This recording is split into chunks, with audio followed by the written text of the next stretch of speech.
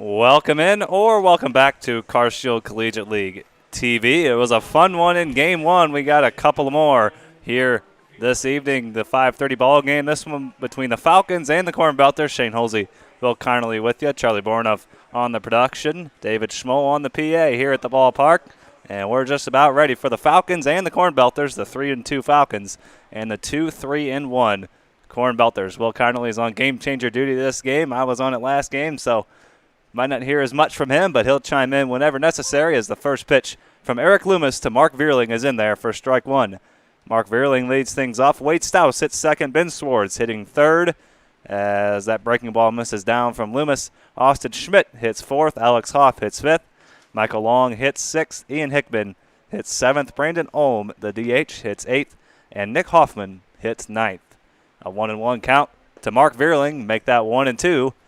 As the CBC graduate and Missouri State commit, Eric Loomis making his second start.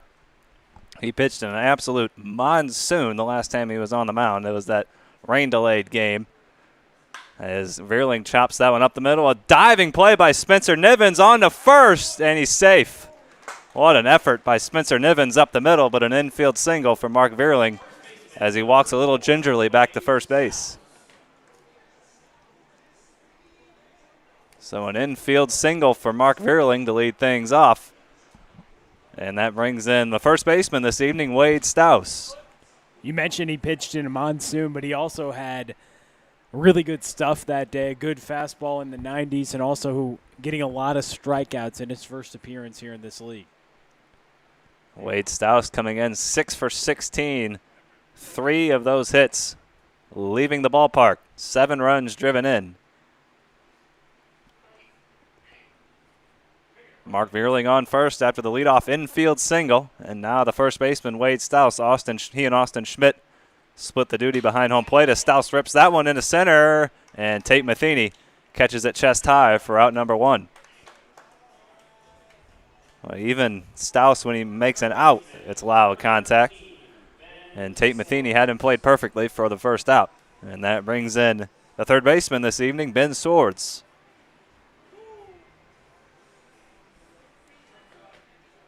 Making his 5th start here in the Falcons' 6th game. Breaking ball from Loomis catches the corner for strike 1. Swords coming into this ball game, 5 hits and 11 at-bats. Couple of doubles to his credit as well. And Vierling is off for second, the hit and run, and that's a base hit, and Vierling will head on over to third. So a couple of hits have runners on the corners for the Falcons here in the first. A well-executed hit and run. Had the runner not been in motion, the second baseman, Drew Mize, likely puts that one away. I'll take you around the horn for the Cornbelters. It's DJ Schmidt in left field, Tate Matheny in center, Brett Pearson in right. Zach Freeling at third, Spencer Nivens at short, Drew Mize at second, Kyle Vance at first, and Josh Cook behind the plate. Catching Eric Loomis here with runners on first and third and a foul ball at the plate by Austin Schmidt.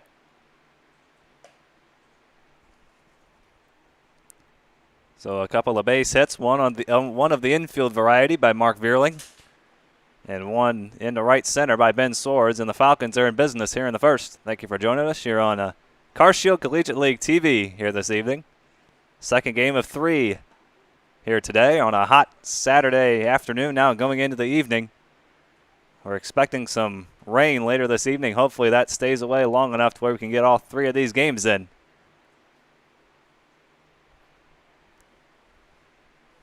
The 1-1 to Schmidt gets away from Cook. Vierling thought about coming home. Now retreating back to third, and it hits off him and goes down the third base line. And Vierling will come in to score to make it 1-0 on the throwing error by Josh Cook. Bit of bad luck there for Cook as he blocked the ball pretty nicely. Caught Vierling in between third and home and tried to throw him out at third, and Vierling was caught in a hot box, but instead the ball hits off him and he scores, and Ben Swords advances to third.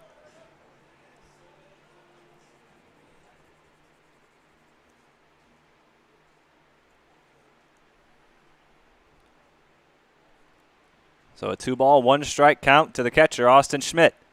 And he ropes round one up the middle, rather, off the glove of Nivens to Mize, and on to first for the out. How about that? A 6-4-3 put out for out number 2. That's not something you see every day. An RBI for Schmidt. All that going on in the field, and Swartz comes across to score to make it 2-0 on the 6-4-3 ground out. And now 2 away, and the base is empty for Alex Hoff. Right on. Right on, right on. And the Maryville St. Alex Hoff looked at ball 1-0, so a couple of runs scored off Loomis here in the top half of the first, and that's chopped to the left side. On to get it is Freeling, and he can't get it out of his glove.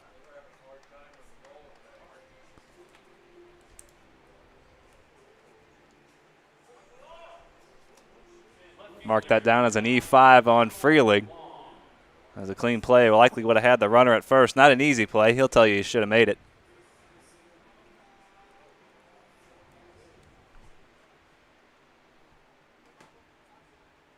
So an E5 extends the inning. Now to the left fielder, Michael Long, who went deep in last night's ball game. On an 0-2 hanging breaking ball, launched it over the bleachers in left field.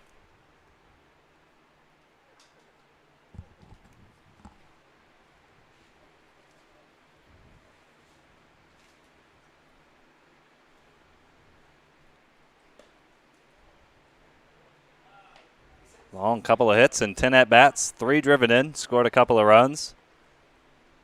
Mentioned the home run last night.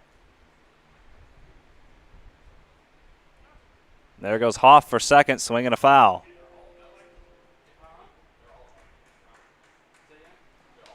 One and two count to the left fielder, Michael Long.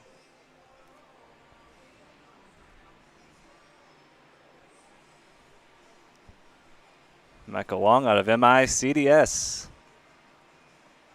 Currently at Central Missouri. Tore it up as a senior at MICDS, hit almost 500. 634 on base and a 791 slugging as a senior. Tore it up last night as well. He's got big power. He put it on display last night on an 0-2 breaking ball that at the time gave the Falcons the lead. 1-2 pitch coming from Loomis.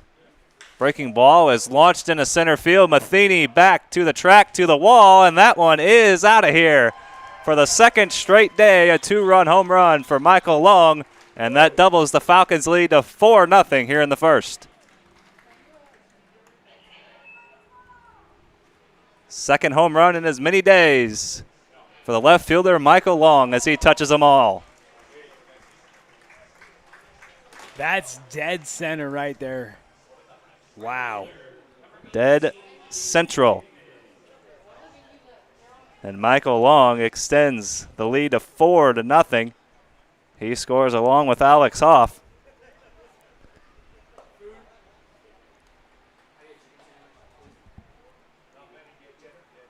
And now the right fielder, Ian Hickman.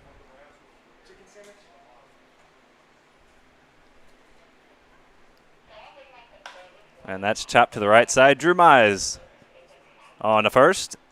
And the 2-run homer by Michael Long and a couple of more runs had the Falcons on top 4-0 as we head to the bottom of the first here on Carshill Collegiate League TV.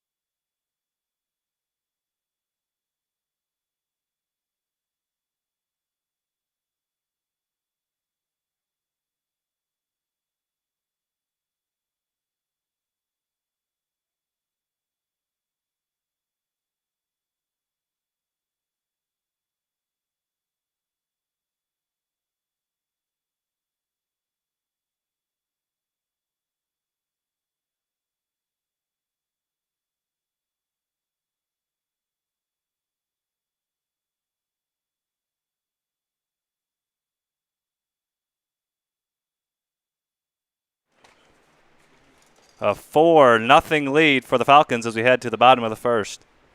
And Tate Matheny leads things off for the Cornbelters, facing Kyle Pothoff. It'll be Matheny, Drew Mize, Obertop, Brett Pearson, Zach Freeling, Josh Cook, Spencer Nivens, Kyle Vance, and DJ Schmidt here in the bottom of the first as the Cornbelters already face a 4-0 deficit.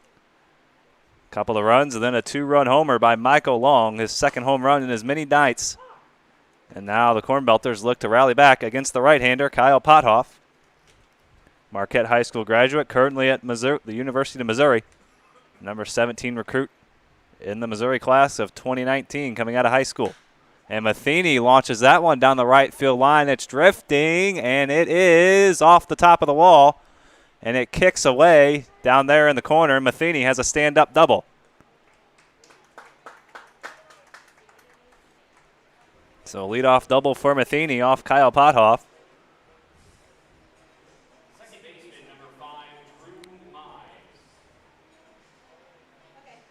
Third time we've seen Pothoff. He's worked 3 2/3, 6 hits, a couple of earned runs, a couple of strikeouts for the right-hander at the University of Missouri.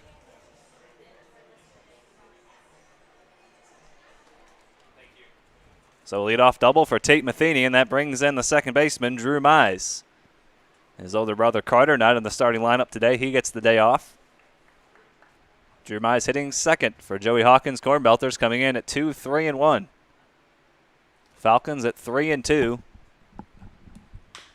And Mize chops that one to the left side. Swartz looks Matheny back at second, fires on to first for the first out. 5-3 on the put up for those of you scoring at home. And that brings in the designated hitter this evening out of the University of Michigan, Jimmy Obertop.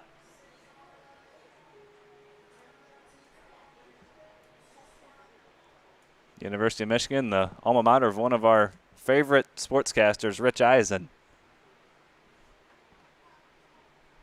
Obertop playing for the Wolverines up in Ann Arbor, and he looks at strike one on the outside corner.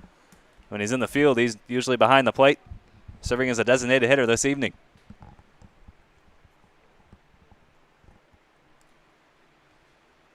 Four nothing your score here in the bottom of the first. 2-run homer by Michael Long doubled the Falcons' lead after a couple of runs scored earlier in the inning.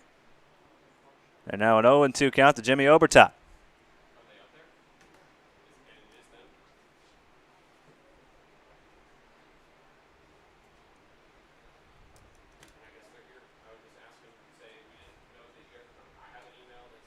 The 0-2 upstairs.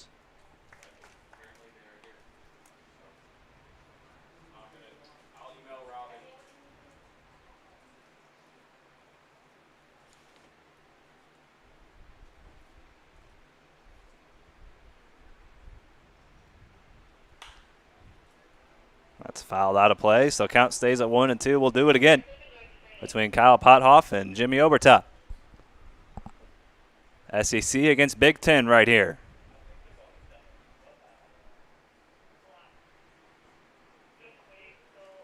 Set and the 1-2. Outside corner, strike three call. The good fastball by Pothoff, and he gets Obertop looking for the second out.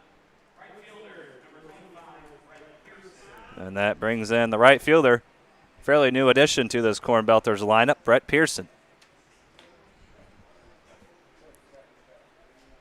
Out of Southern Illinois University, Edwardsville. As a sophomore at SIUE this spring, was having a nice season.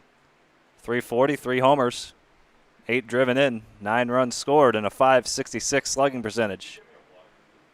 And a team-high 5 multi-hit games for the right fielder, starting every game for SIUE this spring, all 15 games. Playing right field and hitting fourth this evening. And he hits in a 2-0 count against Kyle Pothoff, trying to work around the leadoff double off the top of the right field wall by Tate Matheny. He is still at second after the ground out and the strikeout.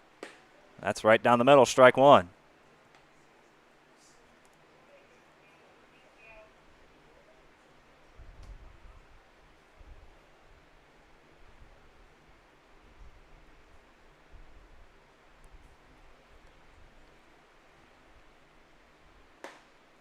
That's up and away, ball 3. Good hitters count here for the left-handed swinging Brett Pearson. Chance for a 2-out RBI with Tate Matheny out there at second. The 3-1. Inside, he walked him. And with the open base, he puts Pearson on first. And that brings in the SLU Billikens, Zach Freeling. So now a couple of runners on, and a ball in the gap could cut this deficit in half for the Cornbelters. He made a heck of a play in the field last night, Shane. Yes, he did. Diving in shallow right center. Taking away a base hit.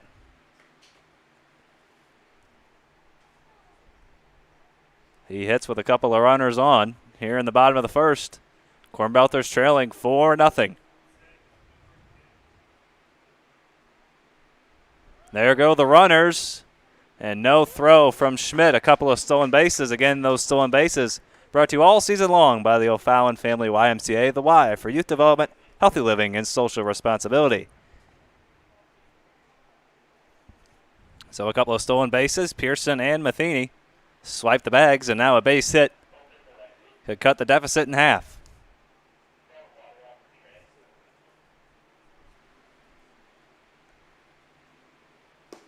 And that 2-0 pitch misses, so now a 3-0 count. The catcher, Josh Cook, on deck here with 2 away. Both runners got a good jump, and Schmidt had no chance to gun down either runner. And a 4-pitch walk to Zach Freeling. And that'll load the bases and bring in the catcher, Josh Cook. So after the leadoff double, looked like Pothoff was going to work himself out of this inning. And then back-to-back walks have now loaded the bases for the dangerous catcher, Josh Cook.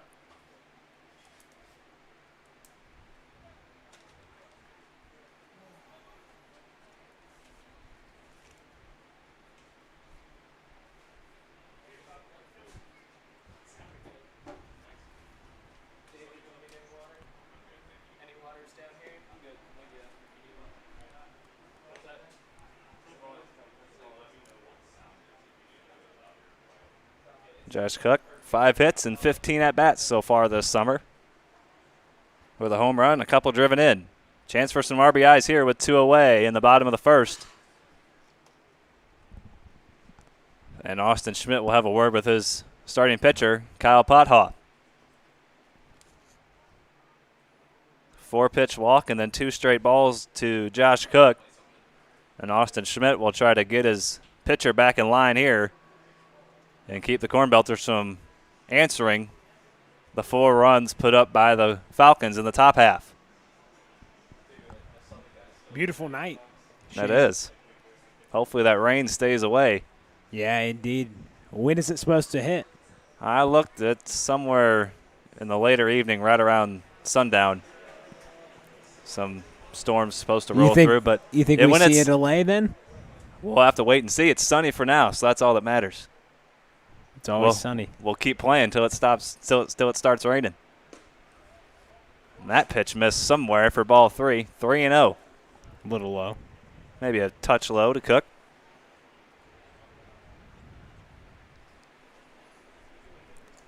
That's a good call, though. It missed somewhere. Hey, you got to be right. It did miss somewhere. Keep it vague. So back-to-back walks have now brought in a run. Josh Cook picks up his 3rd RBI of the summer, and Tate Matheny comes across to score to make it 4-1. We have seen no shortage of offense today, and we get some scoring going in the first inning of this doubleheader coming up, or tripleheader, I should say, as we've gone back-to-back. And now Pothoff struggling to find the strike zone.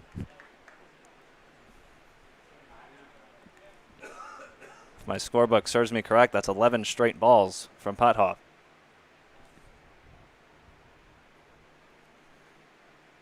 There's a strike. 1-1 on Spencer Nivens. Playing shortstop here this evening. We've seen him at second base quite a bit. Playing shortstop here this evening. had that incredible game-saving play a few days back. Absolutely. Preserved a tie against the Cavemen. And that looked like it was going to be a game-winning hit. And then they've had Freeling and Nivens. They've got themselves some pretty good up-the-middle defenders. They certainly do. Freeling, Nivens, Drew Mize.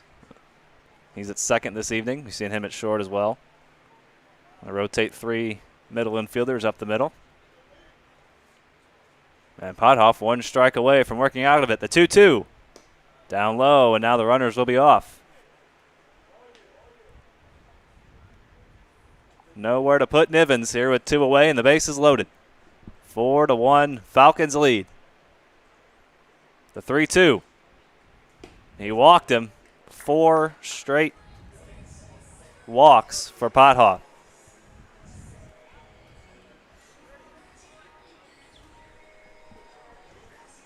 And they're going to roll the inning. As Pothoff struggling a little bit out there on the mound, they'll roll the inning. We'll roll it to the top of the second. 4-2. Falcons lead it after 1.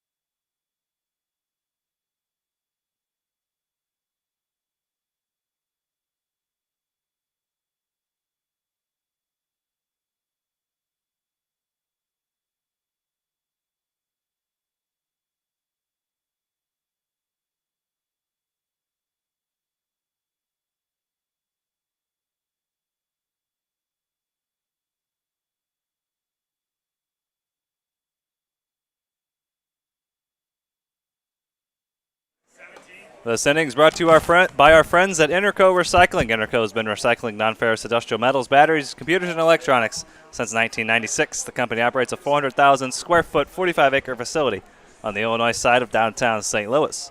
If your company has large amounts of scrap metals, batteries, or electronics to recycle, call Interco Recycling at 1-877-258-3601, or you can visit them on the web at itcscrap.com. Interco Recycling, a metaltronics recycler since 1996.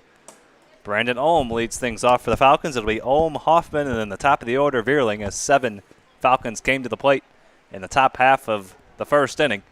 And they lead it 4-2 after the bottom of the first was rolled with the bases loaded. And that's chopped up the middle. Nivens to his left near the bag at second, and he fires on the first for out number 1.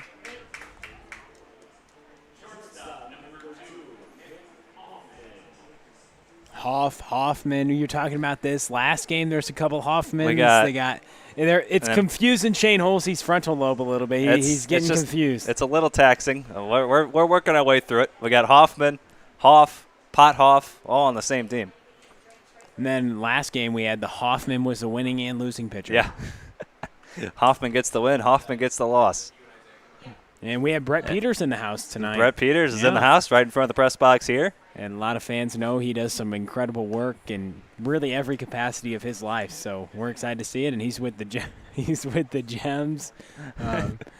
And so he's out here and he's taking some pictures. So heck of a character. That's chopped to the left side.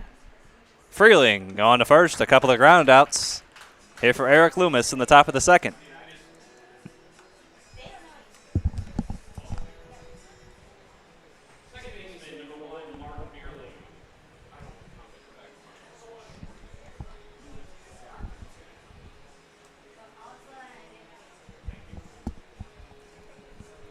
So now back to the top of the order, and the second baseman this evening, Mark Vierling, singled and scored the first run of the game. In the top of the first, he hits with 2 away and nobody on here in the top of the second. And that's right down the middle from the future Missouri State Bear and former CBC cadet Eric Loomis.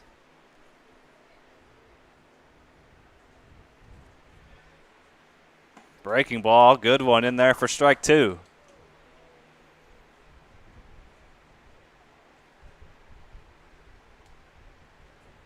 So now an 0-2 count to Mark Vierling. Fastball outside, ball 1. Loomis has first time on the hill, 3 2/3 innings, punched out 7. Gave up 2 runs, but neither of those were earned. Breaking ball just a bit inside as Vierling stepped away from that one. Ball 2. Vierling 1 for 1 on the evening. Coming in a .556 hitter. That was his 11th hit already. And he might have another one here. That's headed for the gap, and that will one hop off the wall, and Vierling has himself his second hit of the game. It's a stand-up double.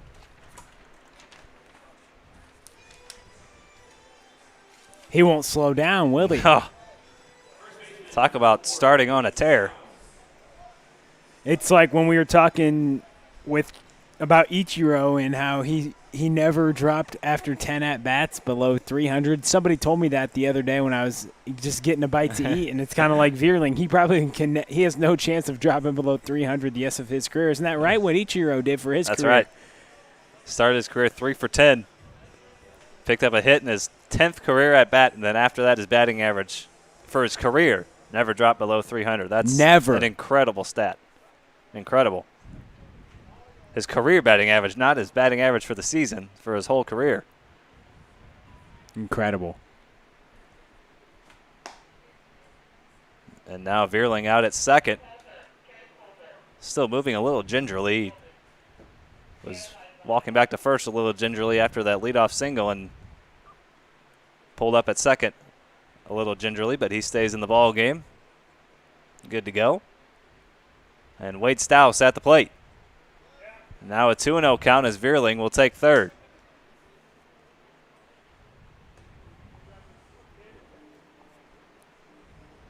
Shane Holsey, Will Connolly with you here on Cars Shield Collegiate League TV here on YouTube. Your home for baseball all summer long here in the Cars Shield Collegiate League. Still got over a month left of baseball to play, and we've seen some brilliant action here in the first part of this summer. If you haven't subscribed already, we highly encourage you to do that so you can get notified whenever we go live. Hit that notification bell. We appreciate almost 300 subscribers who have already hit that button on our YouTube page. We greatly appreciate all the support we've gotten here this summer. And Stouse swinging 3-0, ropes that one into left center. That's going to get down and one hop off the wall, so back-to-back doubles. And the Falcons extend their lead to 5-2. RBI double for Wade Stouse. Vierling scores to extend the lead to 5-2. For Stouse, that's RBI number 8 on the summer.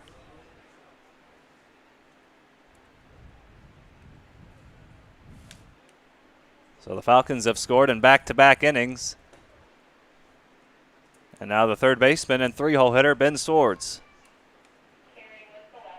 Singled and scored. In the top of the first.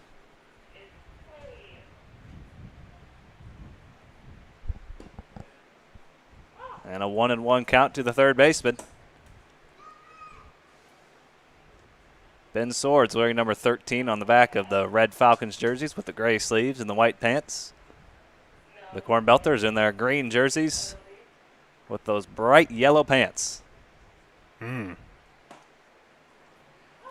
There's a good breaking ball from Loomis, catches the inside corner. And now a 1-ball, 2-strike count to the third baseman, Ben Swords.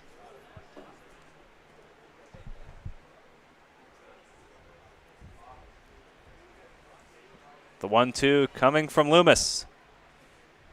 Fastball outside corner. Got him looking. So the Falcons bring across a run. Loomis gets the strikeout to end the inning. But we are through 1.5 here at Cars Shield Field. 5-2. Falcons lead it.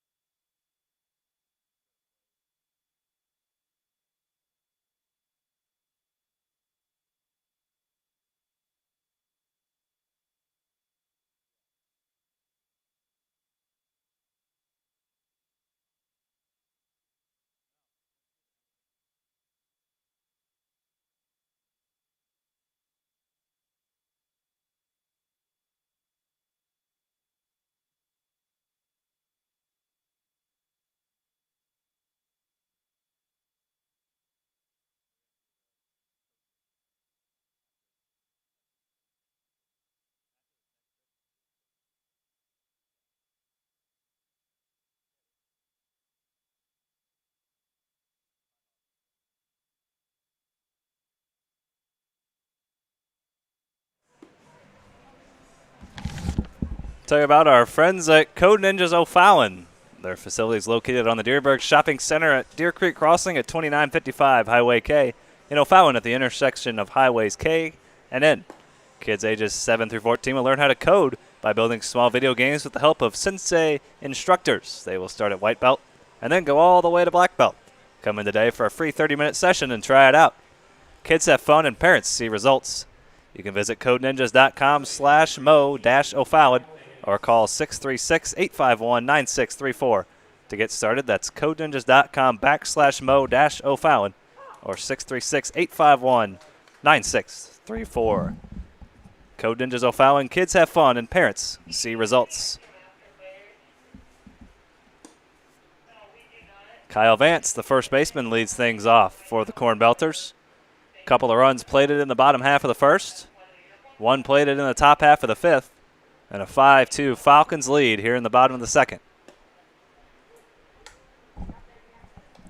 And a 2-1 count to the first baseman, Kyle Vance. Sat out the Cornbelters last ball game. And he chops that one down the third base line. Swords in fair territory. A strong throw to first for out number one.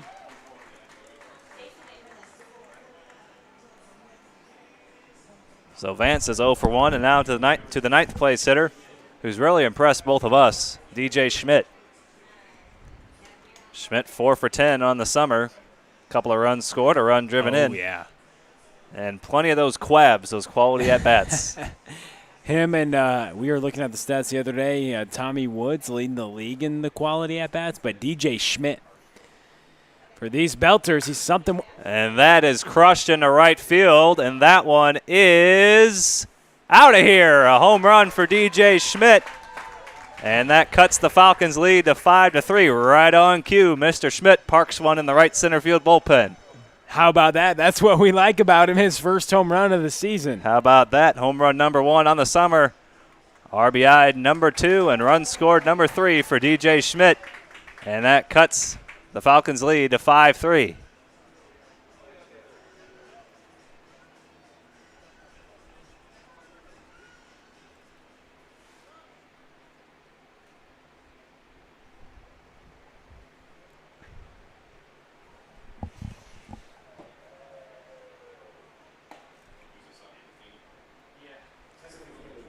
And that brings in the center fielder, Tate Matheny. Doubled and scored a run back in the first.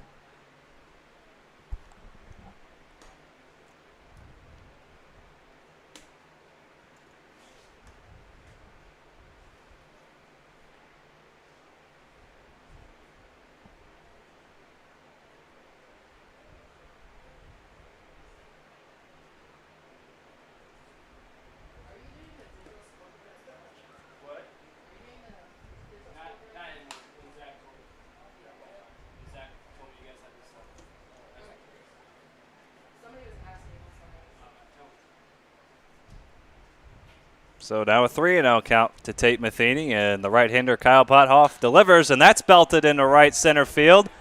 And that is back-to-back jacks for the Cornbelters. Schmidt and Matheny go back-to-back, and now the Falcons' lead is down to 1.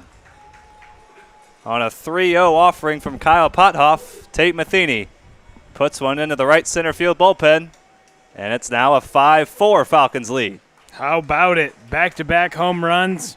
Each was the first of the season for both player, and each to right field. Letting it eat on 3-0. You love to see it. In the early innings on a 3-0 count, if you get a fastball right down the middle, let that big dog eat. And Tate Matheny did just that. And that brings in the second baseman, Drew Mize. So now all of a sudden a one-run ball game. And runs aplenty here in the first couple of innings. Schmidt and Matheny go back-to-back. Runs have been aplenty all day long, Shane. No shortage of runs in the first game, that's for sure. 20 combined runs. The Cavemen opened up with a 9-0 lead, and then the Eagles stormed back, tied the ball game at 9, and then on a 1-2 count, Ole Arntzen with a walk-off 2-run homer as Mize chops that one out to second. Virling on to first for the second out. So 11 unanswered runs for the Eagles. And then we had a little "we will see you tomorrow night" action on that walk-off bomb from Arntzen. You knew he was due for one sooner or later. And he couldn't ask for a better time to park one. And put the Eagles in sole possession of first place, the first team to 4 wins. Falcons trying to match them if they could come away with a victory here. But the Eagles have handed the Falcons both their losses.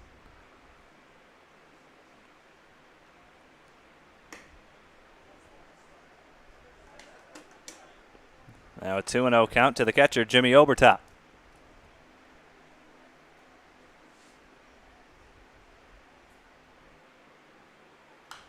That's fouled right back over our heads, 2-1.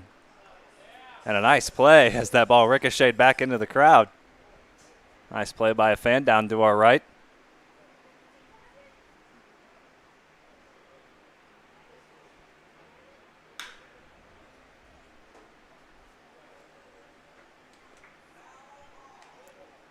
"45th pitch coming up from Pothoff here. 2 away here in the bottom of the second. Still with a 1-run lead. And a swing and a miss. Obertop goes down on strikes, but back-to-back homers for the Cornbelters. Cut this lead to 5-4, 9 runs in the first 2 innings as we take it to the top of the third here on Cars Shield Collegiate League TV.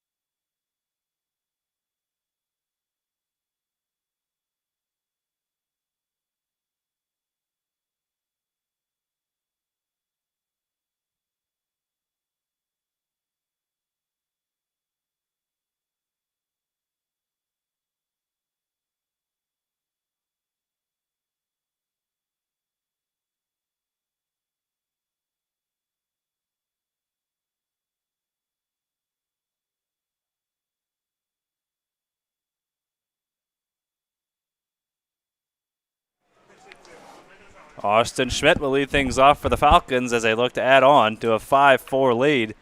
It was 5-2 going into the bottom of the second, and then DJ Schmidt and Tate Matheny go back-to-back into the right field bullpen and cut the Falcons' lead to 5-4, 9 runs. 4 runs in the top of the first for the Falcons, 2 in the bottom half for the Cornbelters, 1 in the top of the second for the Falcons, and 2 in the bottom half for the Cornbelters. So each half inning so far has featured at least 1 run scored as Eric Loomis is back out for his 3rd inning of work here for the Cornbelters. Schmidt, Hoff, and Long, 4, 5, 6 for the Falcons. And that's lifted down the right field line and out of play for strike 1. Schmidt had that odd ground ball up the middle that deflected off Spencer Nivens, and then Drew Mize picked it up and threw on to first and retired Schmidt, so a 6-4-3 ground out, not a double play for Austin Schmidt. He's 0 for 1. Breaking ball and a good one in there from Loomis.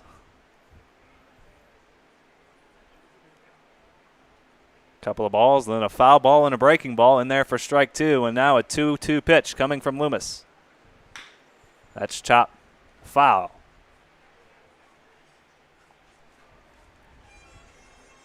Talk about players off to a hot start. Austin Schmidt, one of those. 8 hits and 16 at-bats coming into play. 2 of those leaving the yard, 8 runs driven in. For the catcher this evening, Austin Schmidt. Hitting out of the 4 hole for Josh Kiesel's Falcons.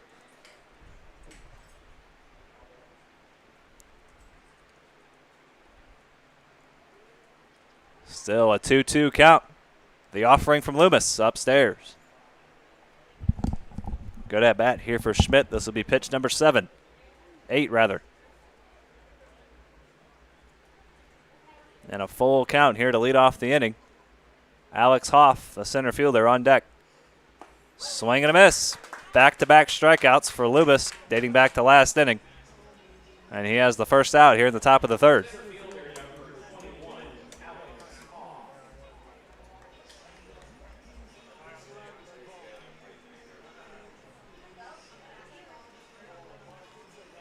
Hoff reached on an error and scored on the Michael Long home run back in the 1st. Long is on deck. And that's roped into left field, and Alex Hoff is 1 for 2. Second time he's been on base. So now another opportunity with the runner on base for Michael Long. 2 straight nights he's hit 2-run homers on 2 strike breaking balls. The one last night to straightaway left, this one to dead center back in the 1st that gave the Falcons a 4-0 lead.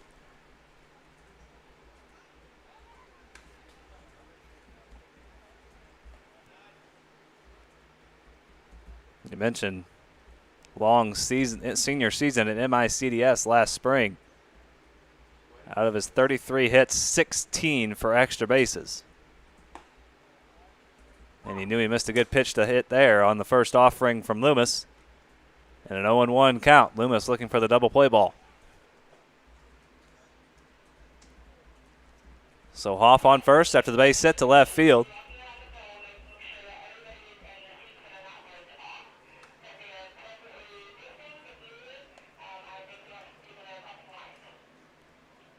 Make that 6 hits for the Falcons here as we play in inning number 3.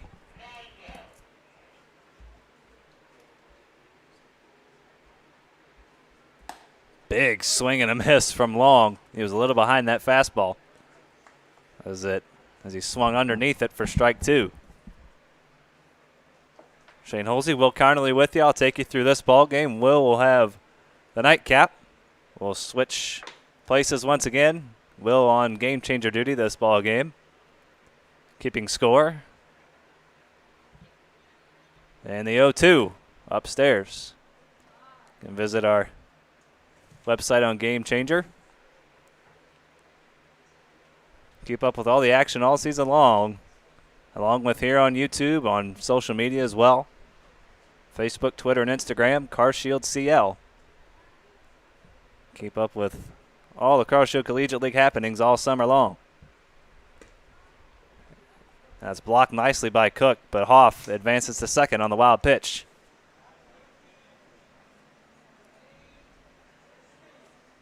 Cook did just about everything he could do to get a glove on that breaking ball as Loomis pulled it across his body.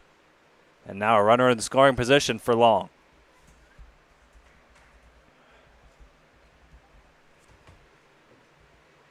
The 2-2. Swing and a miss. Got him with the fastball. 3 strikeouts for Loomis.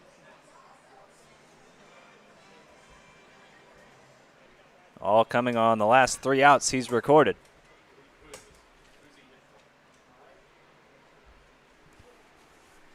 And then we have a pinch hitter. David Olenek will hit for Ian Hickman here in the third with runner on second and 2 away.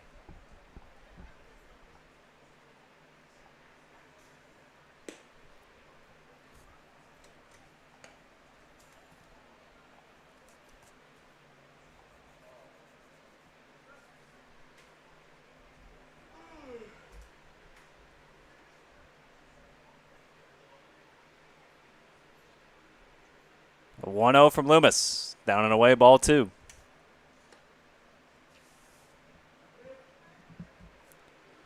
So David Olenek hits for Ian Hickman. Here in the top of the third, Olenek out of Western Illinois University. 4 games for the Leathernecks this spring. Standout player for the St. Louis Patriots under Mark Valley, the homeschool team here in the St. Louis area. 9 home runs, 57 RBIs as a senior for the Patriots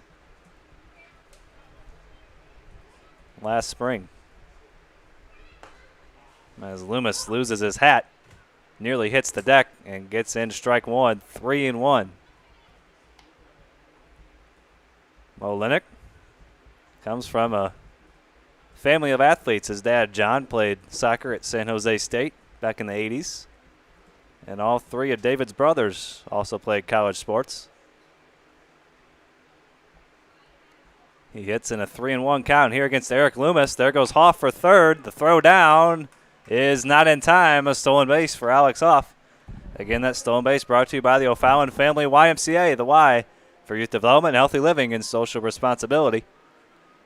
So Hoff swipes third, and now a 3-2 count to David Olenek with 2 away.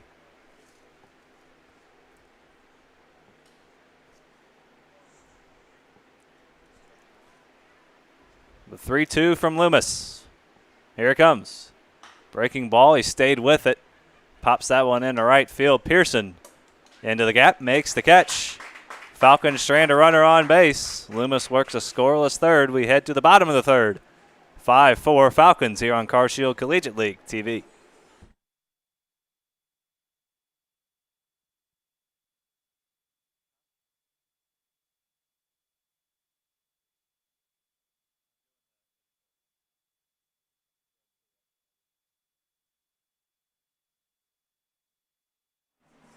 Again, this inning brought to you by our friends at Interco Recycling. Interco has been recycling non-ferrous industrial metals, batteries, computers, and electronics since 1996. They have a 400,000 square foot, 45-acre facility on the Illinois side of downtown St. Louis. So if your company has large amounts of scrap metals, batteries, or electronics to recycle, call Interco Recycling at 1-877-258-3601 or visit them on the web at itcscrap.com for all your recycling needs. That's 1-877-258-3601. Or you can visit them on the web at itcscrap.com. Our friends at Interco Recycling, a Metaltronics recycler since 1996. To the bottom of the third we go. Brett Pearson will lead things off for the Cornbelters as they trail 5-4. Shane Holsey, Will Connerly with you here on Car Shield Collegiate League TV. Charlie Bornoff handling the producing, doing a fine job as always. As we play here in the bottom of the third, a 5-4 Falcons lead. Kyle Pothoff back out for his third inning of work. Some action down in the Falcons bullpen, so Pothoff still out there with a 5-4 lead. And that's a pop foul and out of play for strike one.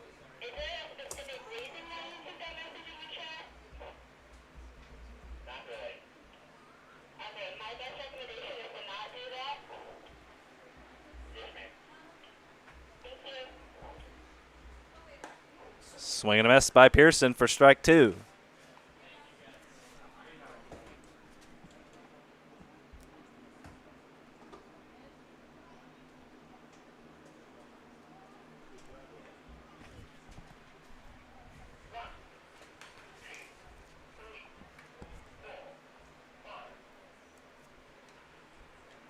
So Kyle Pothoff still with a 5-4 lead. Falcons held scoreless, the first scoreless half inning we've had here in this ball game.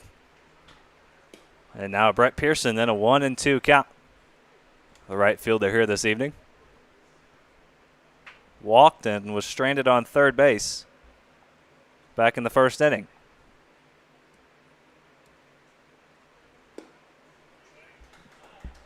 Actually, he scored the second run of the ball game as he goes down swinging for out number one.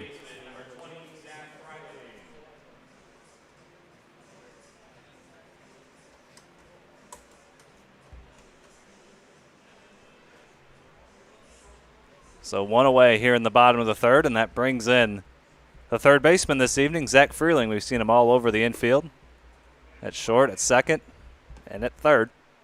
He's at third base here this evening for Joey Hawkins and the 2-3-1 actually, Cornbelters. That one tie, a 5-5 tie with the Cavemen. Spencer Nivens with a game-saving play to preserve that tie.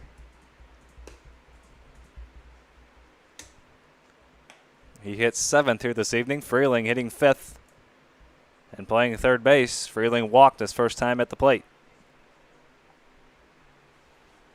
The 2-1 from the Mizzou right-hander. Down low.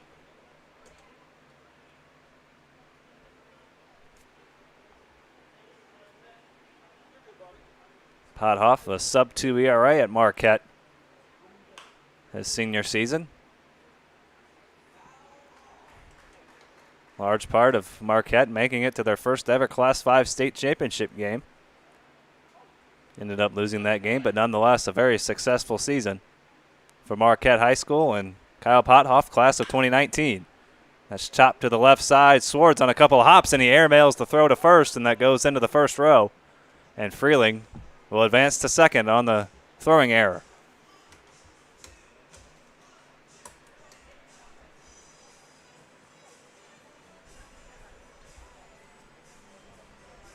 So an E5, and Freeling advances to second. First error for the Falcons, each team now with an error.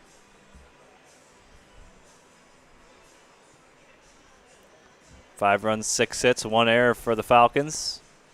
4 runs, 3 hits, 1 error for the Cornbelters. So now a runner on second base and 1 away for the catcher, Josh Cook, who worked a bases-loaded walk his first time at the plate. And that's chopped up the middle, and a sliding play by Hoffman on to first, dug out by Staus. Nice play on both ends. Hoffman over to Staus for the second out. Freeling does advance to third now, but with 2 away. So Cook is 0 for 1, and now the shortstop, Spencer Nivens, who walked with the bases loaded, and then the inning was subsequently rolled after his at-bat. So an RBI for him, and he fouls the first pitch straight back. 5-4, Falcons on top here in the bottom of the third. And if you're just joining us, a couple of runs for the Falcons in the first, and then the 2-run homer by Michael Long made it 4-0. Cornbelters scored a couple of their own in the bottom half, and then the Falcons came back with another one in the top of the second. That on the RBI double by Wade Staus, and then back-to-back homers by DJ Schmidt and Tate Matheny in the bottom of the second. And then a scoreless top of the third, and here we are in the bottom of the third. That's how we've gotten to where we are now, a 5-4 Falcons lead, looking for their 4th win of the summer. Cornbelters looking to get back to 500. Outside corner, good pitch from Pothoff for strike 2. As I mentioned, Nivens, an RBI bases loaded walk, his first time at the plate, so no official at bat. The 2-2. Sprayed foul and out of play. As it's a mad dash for the baseball up there on the hill. And the kid in the red shirt wins it.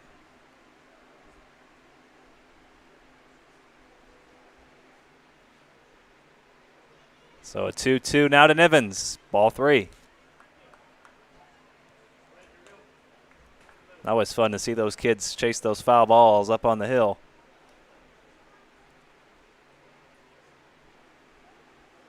Just three out there tonight. The 3-2. To the right side, a dive by Staus. Gets past him. Veerling to the pitcher. Covering. Out. Staus couldn't make the play, but Veerling backing him up nicely. Saves a run and keeps the Falcons on top as we head to the top of the 4th. 5-4, Falcons lead.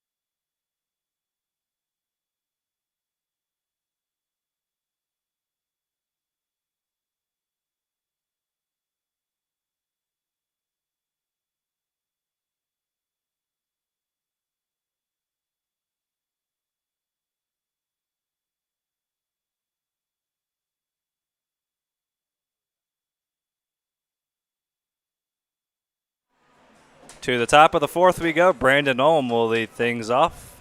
Olm, Hoffman, and Veerling, 8-9-1 for the Falcons.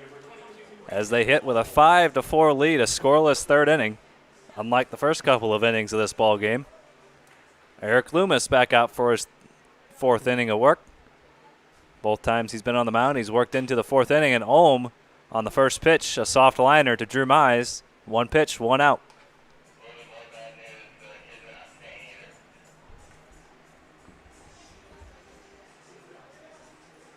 So 1 away here in the top of the 4th, and now the Maryville Saint and the shortstop Nick Hoffman made a heck of a play out there at short in the last half inning, and he swings and misses at the first pitch from Loomis. Grounded out to 3rd in the 2nd inning, so Hoffman 0 for 1 on the evening for the slick fielding middle infielder.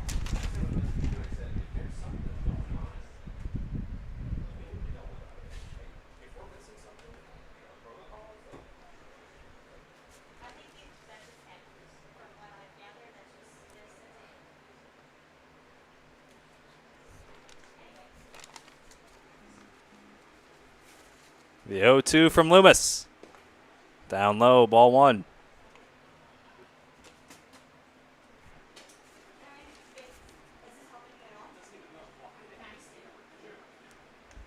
Hoffman 1 hit and 9 at-bats coming into play as Loomis gets a called 3rd strike. 4 straight retired for the former CBC cadet Eric Loomis.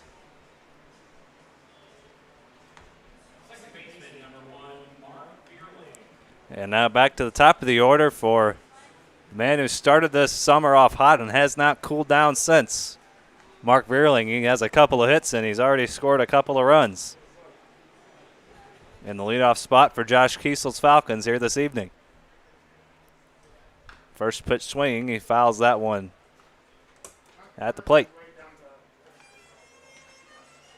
So 2 for 2 out of the leadoff spot this evening for Veerling, trying to extend the inning to Wade Stouse.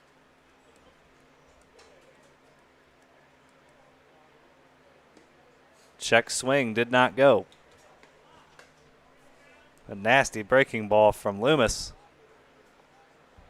He's got some good stuff.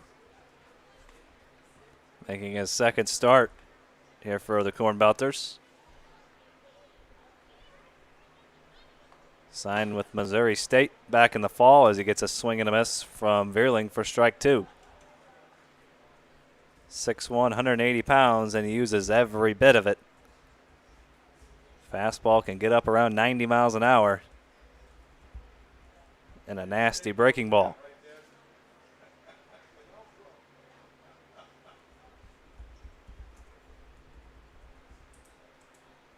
Looking for a 1-2-3, top of the fourth. And he could get it here. That's over to third. Freeling on to Vance at first. A 1-2-3, top of the fourth. Loomis has settled in nicely. We head to the bottom of the fourth. Falcons still with a 5-4 lead.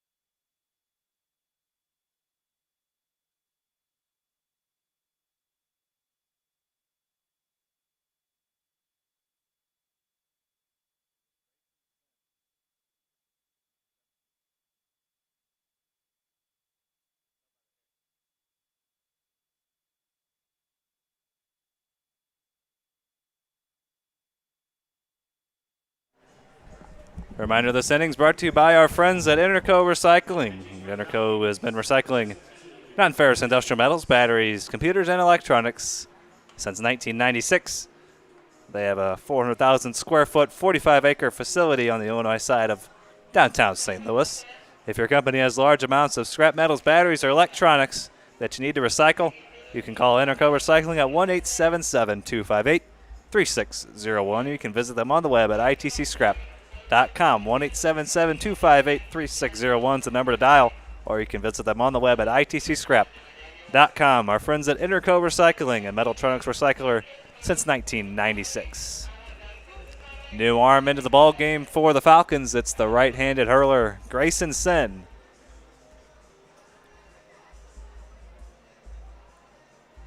We've seen Sen already here in the Car Shield Collegiate League.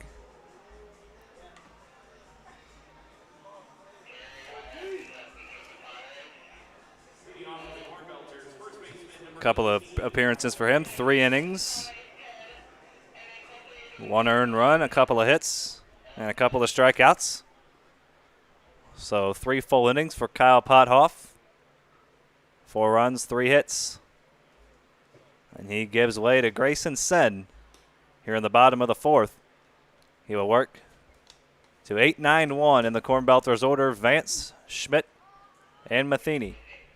The last time these were the due-up hitters, Schmidt and Matheny went back-to-back in the right center field bullpen, and that cut the deficit to 5-4.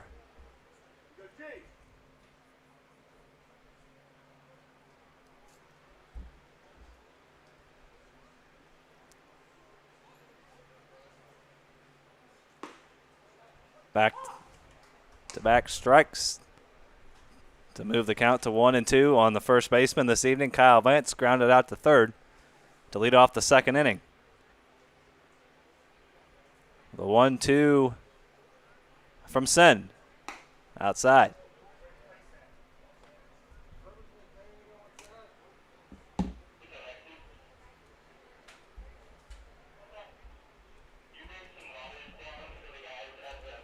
Sen, another MICDS graduate. He delivers the 2-2 outside corner. Got him with, it was either a cutter or a slider on the outside corner. And Vance is 0 for 2. And in steps the home run hitter from his last at-bat, DJ Schmidt. We were talking about how much we've been impressed by Mr. Schmidt this summer, and then right in the middle of that conversation decides I'm going to park one in the right center field bullpen. Impressed some more, didn't he? More than impressed. What's more than that? He can't do much more. Plays great defense. He's a disciplined hitter at the plate. Missouri Baptist got themselves a pretty nice player. 314 hitter, 458 on base this spring. From Fort Zumwalt North High School right down the street from St. Paul, Missouri.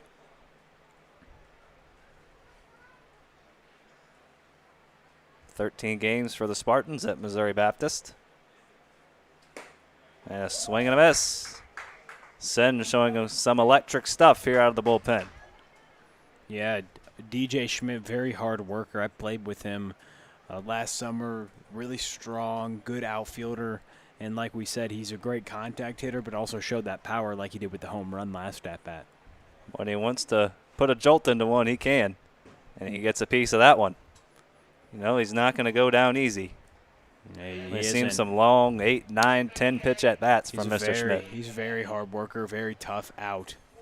He just grinds up at the plate every time, on and off the field. It's a pitcher's worst nightmare when you know you got a guy at the plate who just refuses to go down. And he looks at ball 2.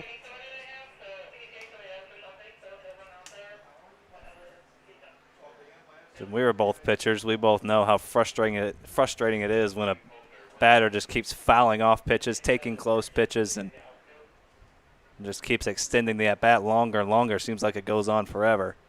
The 2-2, fouled away. Well, it raises your pitch count, which sucks, because then a lot of the times the coaches will pull you earlier, and as a starting pitcher, you always want to go as long as you could, or any pitcher. I mean, whatever you're doing, your pitch count wants to be lower so you can pitch more, right? Because you like pitching. So yeah. So that always sucked. And also just they give you fits because they're so tough to get out, and then eventually you give in. And he looks at ball 3, so working another nice at-bat. This will be pitch number 8. Right on cue. He's worked the count full after being down 1-2.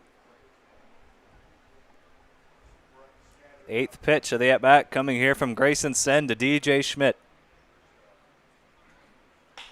Roped into right field, on to get it. Pearson, he dives. No, that's Olenek out in right field after he pinch hit.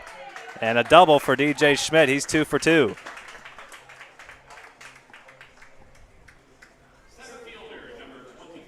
So a couple of extra base hits for DJ Schmidt. And he reaches second base, representing the tying run. 4th hit for the Cornbelters. Schmidt has 2 of them.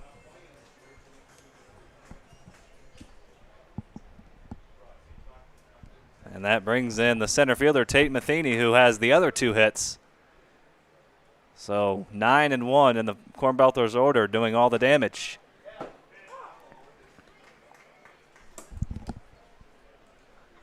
Matheny 2 for 2, a double and a home run already to his credit. Scored a couple of runs. And he ropes that one into left. That one's got a chance, and that one is gone. 2 home runs on the evening for Tate Matheny. And he's driven in 3 and put the Cornbelters on top, 6-5. Wow, that got out in a hurry. Great line drive. We've seen Matheny finally coming out today with a couple of home runs, finding his groove, hitting the sweet spot of that bat a couple times. So the double by Schmidt and the homer by Matheny, and the Cornbelters have come back with 6 runs of their own the last 4 innings and have come back to take the lead 6-5. Make that 4 unanswered. Talk about unanswered runs. You remind me of game number 1 today, Shane. Oh, we had nine of them to start the game and then 11 to finish it.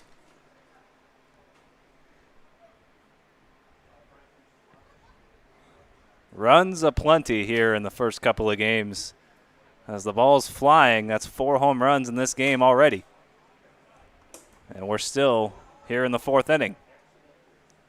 Plenty of more time for some home runs, Shane. We're only just over halfway done. How about Tate Matheny? Make that 3 for 3 with 3 extra base hits and 3 RBIs. Hitting out of the leadoff spot. And that's what you expect out of one of the best players this past decade from the. According to STL High School Sports, the best. Named Player of the Decade about a month ago. And playing professional ball right now in the Red Sox organization, MLB draft pick. Tremendous athlete. 4th round pick back in 2015 and showing why. As Drew Mize goes down swinging. Schmidt on to first, and Mize beats it out. Good hustle by Drew Mize. So a drop 3rd strike, and Mize is on first.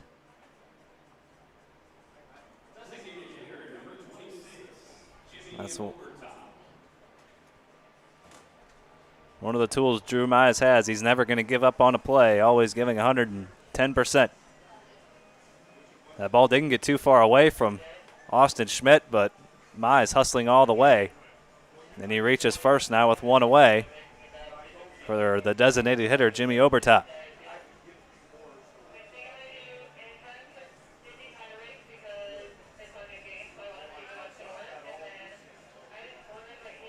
As Schmidt has a word with his pitcher, Grayson Sen.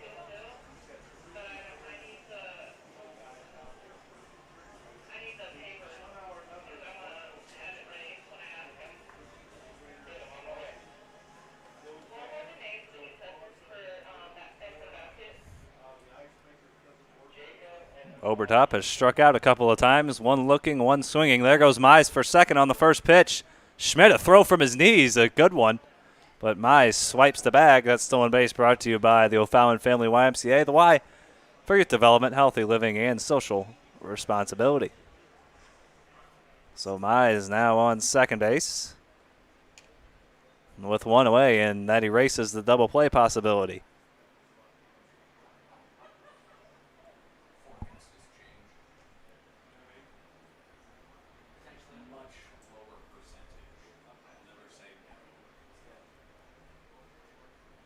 Drew Mize, stolen base number 2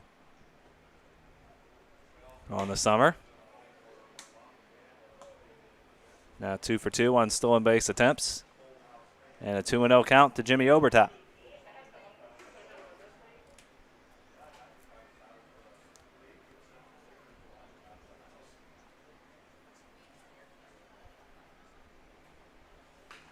That's fouled straight back.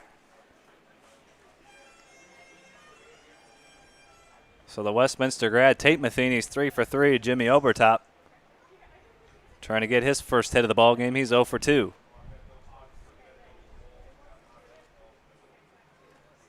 Hitting here in a 2-1 count against the right-hander Grayson Sen. Good breaking ball in there for strike 2.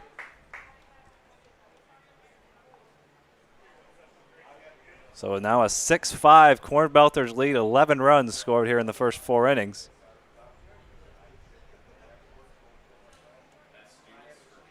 Two homers for Matheny, 1 for Schmidt and 1 for Long. 4 homers as that bat breaks in 3 pieces. It broke right down the middle of the barrel, and Obertop will get a new piece of lumber.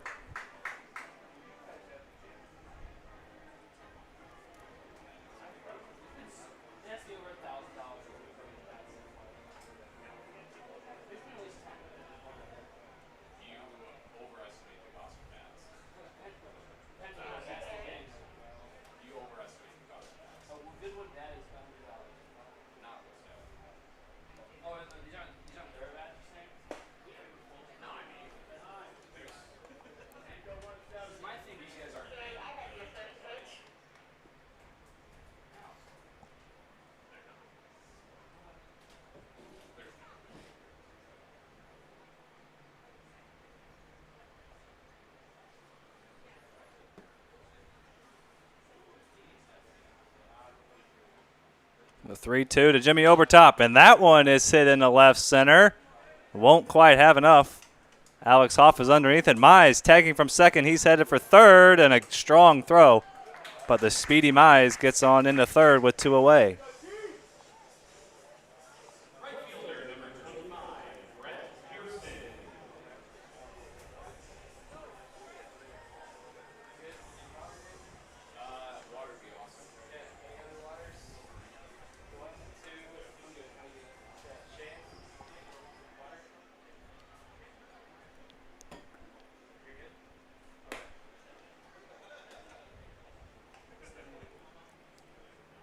Now Brett Pearson in with a runner on third and 2 away.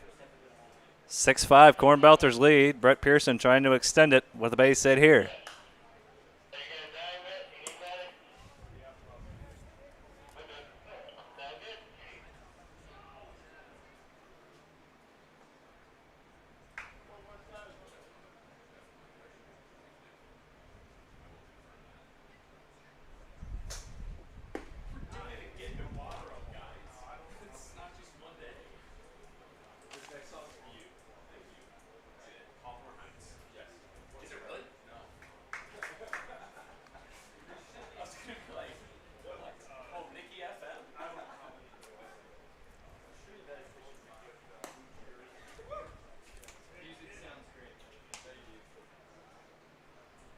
Now a 2-2 count to the right fielder, Brett Pearson, out of SIUE, facing Grayson Sen.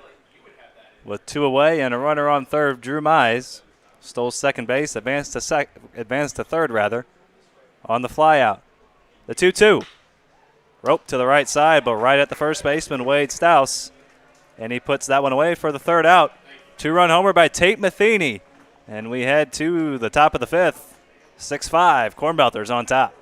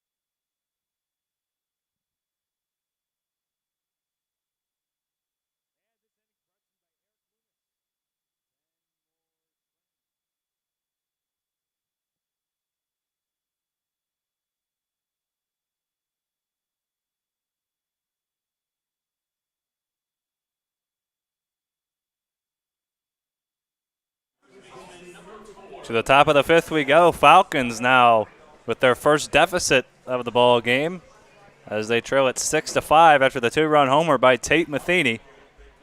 2, 3, 4 for the Falcons. Stouse, Swartz, and Schmidt. Stouse roped an RBI double back in the second. He's 1 for 2 on the evening, and his first at-bat lined out to center field.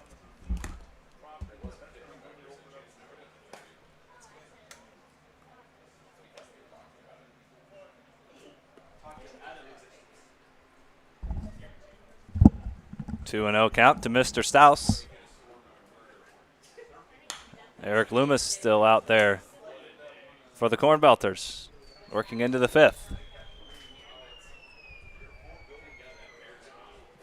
Trying to give Joey Hawkins a little length. Couple of arms getting loose down there for the Cornbelters. Actually, just one arm getting loose as Stouse fouls that one out of play.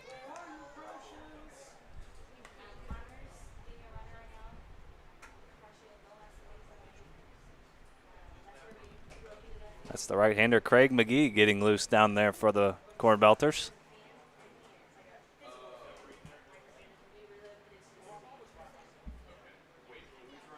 And Staus gets hit by the pitch. He's on to lead off the inning.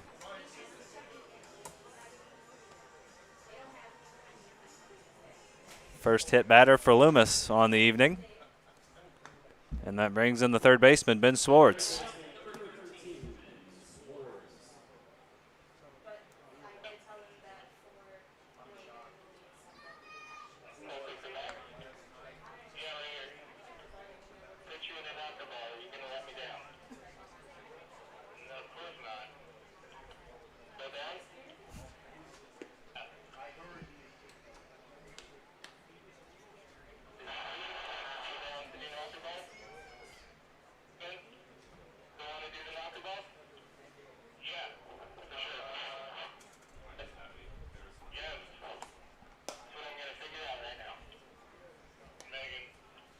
Two and 0 count to Ben Swartz. Hitting with a runner on first after the hit by pitch by Wade Staus. Swartz 1 for 2 on the evening, singled and scored in the first, struck out looking in the third, or the second rather. The 2-0 from Loomis. Inside, ball 3. So after surrendering 4 runs in the top of the first, 1 in the top of the second, Loomis has worked a couple of scoreless frames. Trying to do the same here in the fifth, but he already has a runner on base, and now a 3-0 count to Ben Swartz.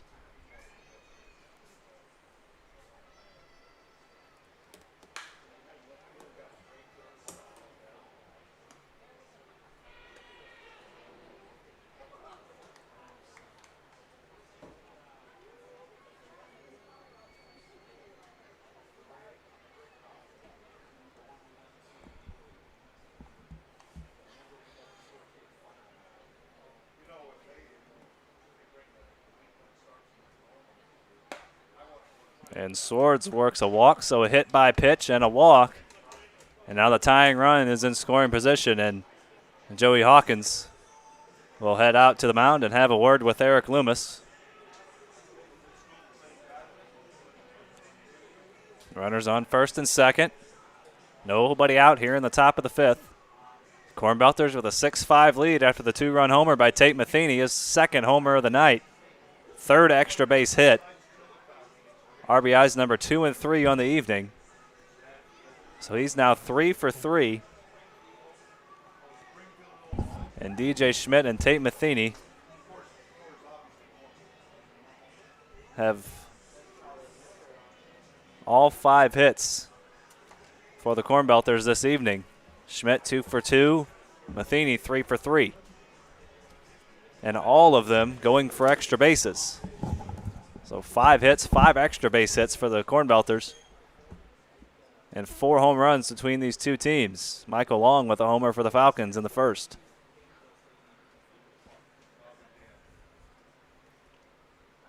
And now Austin Schmidt also wears number 6, same as DJ Schmidt. One spells it with 2 T's, one with a DT. Austin Schmidt at the plate here spells it with 2 T's. DJ Schmidt out and left with the DT.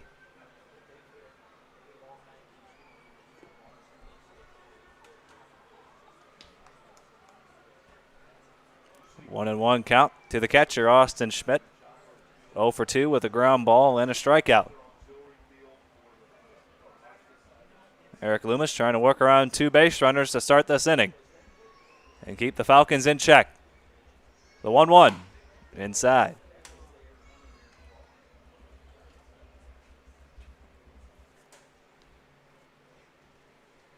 Command abandoning Loomis a bit here in the top of the fifth. Craig McGee was getting loose down there in the bullpen. He's ready. The 2-1, a breaking ball in there, strike 2. Good pitch.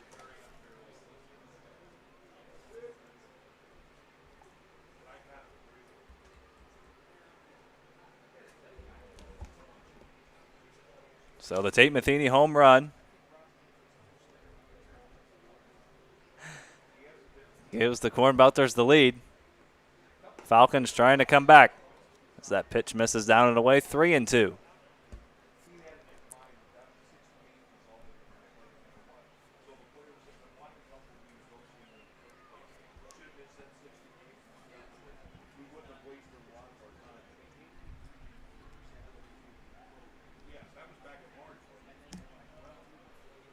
And that pitch is hit up the middle. Double play ball, 4-6-3 on the turn.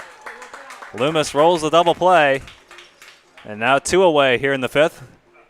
Stouse advances to 3rd.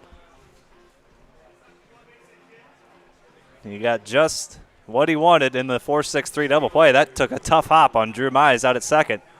But he handled it, flipped it on to Nivens, and Nivens fired over to 1st for the 2nd out. And now Loomis can strand the tying run at 3rd base if he can retire Alex Hoff right here.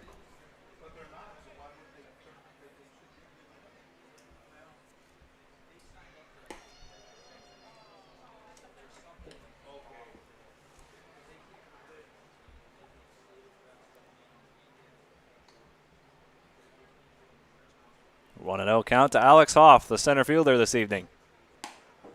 Now 1-1 as he looks at a fastball. Hoff has reached base twice, once on an error, once on a base hit. He's also stolen a base. So 1 for 2 with a run scored on the evening for the Maryville Saint, Alex Hoff. The 1 run from Eric Loomis in the dirt, nicely blocked by Cook.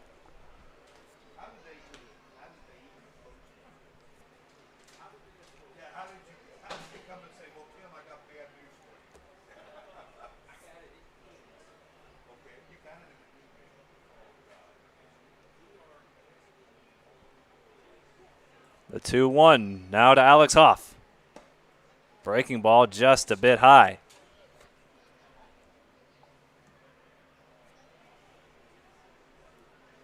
Now on a 3-1 count. And then the dangerous Michael Long on deck. The 3-1. Fastball blew it right by him for strike 2, and now Loomis 1 strike away from stranding the tying run on base.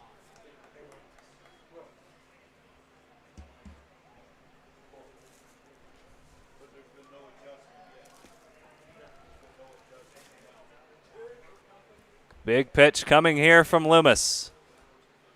The kick and the 3-2 outside. And now Joey Hawkins will go to his bullpen.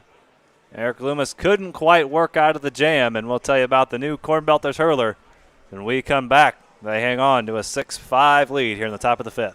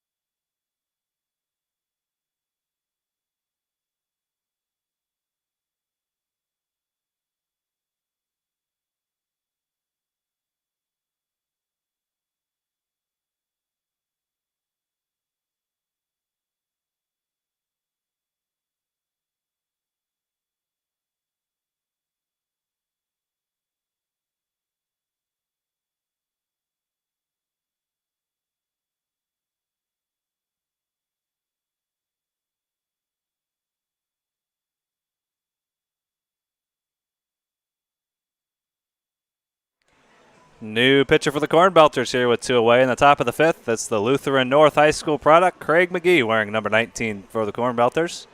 6'1", 190-pound right-hander will be taking his talents just across town to Umsel.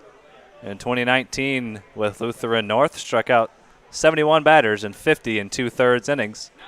Also led the Crusaders in batting average, slugging, on base, runs, and hits. So the talented Craig McGee takes the mound. He will face Michael Long with runners on the corners and 2 away.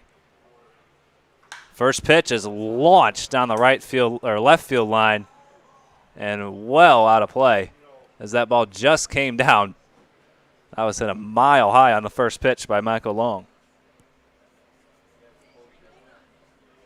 So the right-hander Craig McGee is trying to strand a couple of runners. Falcons trying to tie it up or take the lead here in the 5th.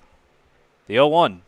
Breaking ball gets away from Cook, but it's in front of him.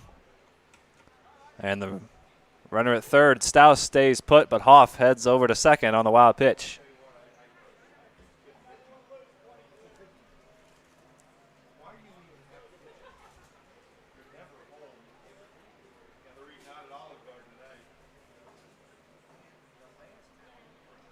So now the go-ahead run in scoring position, the 1-1, down and away. So a good hitter's count here for Michael Long. Both his home runs have come on 2 strike counts. But here in a good count, 2-1. Outside corner, good pitch from McGee, and he's 1 strike away from stranding a couple of runners in scoring position. McGee trying to work out of it. The 2-2. Breaking ball blocked by Cook.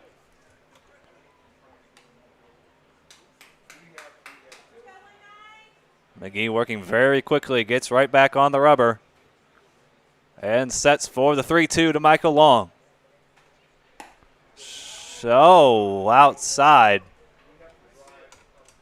Just missed and Long reaches base. That looked awfully good on the outside corner.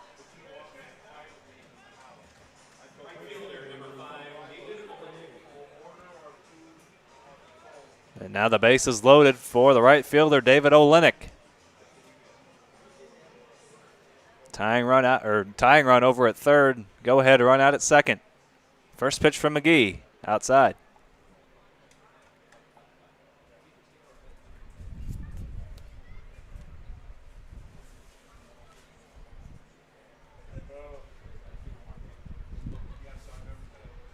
That pitch misses low as well, 2-0.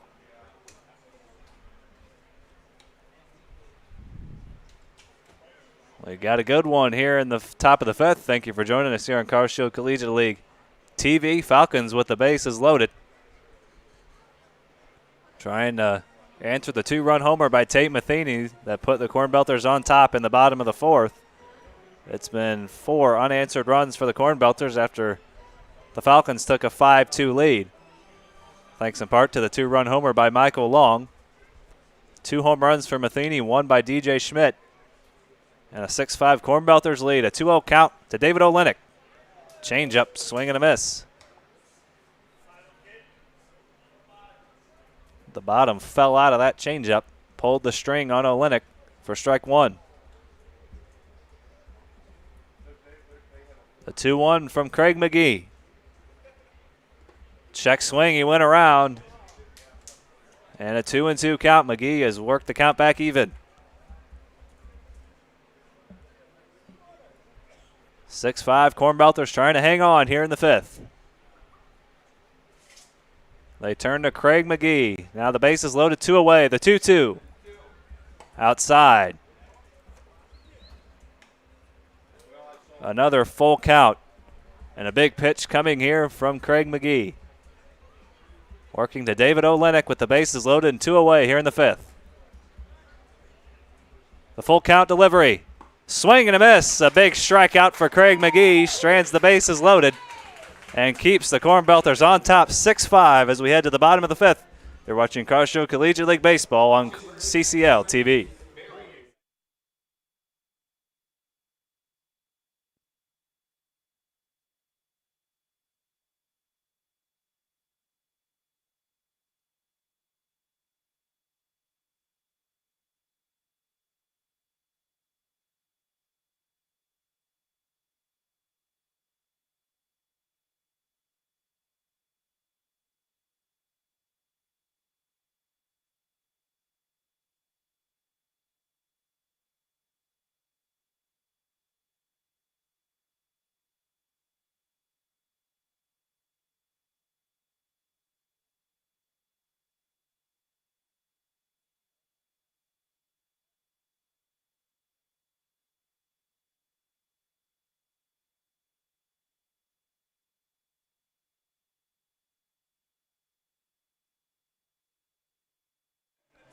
This inning brought to you by our friends at Interco Recycling. Interco has been recycling non-ferrous industrial metals, batteries, computers, and electronics since 1996.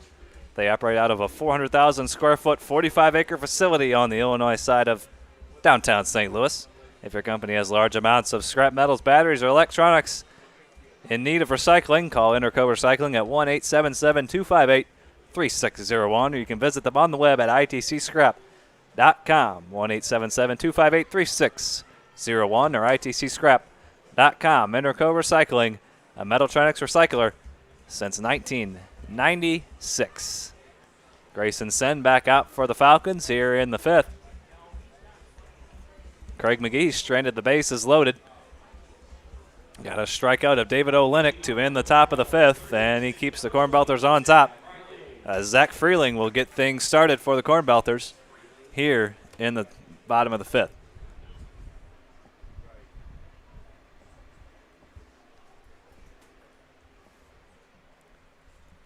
As the Shadows start to work their way across Carshield Field. Just after 7 o'clock Central Time here in beautiful O'Fallon, Missouri, here at Carshield Field. Shane Holsey, Will Connerly on the mics. Charlie Bornoff on the production. David Schmoll doing a fine job on the PA here at the ballpark. And a 6-5 Cornbelters lead. And a 1-1 count to Zach Freeling. He's done the best job in the press box out of everyone here. I mean, rivals Benjamin Moore behind us doing the music, but, I mean, if we had to rank the hierarchy of the press box, Mr. Schmoll's definitely number 1. No doubt in any of our minds. I'd say Charlie Bornoff maybe number 2. Him and Ben Moore would have to battle that one out.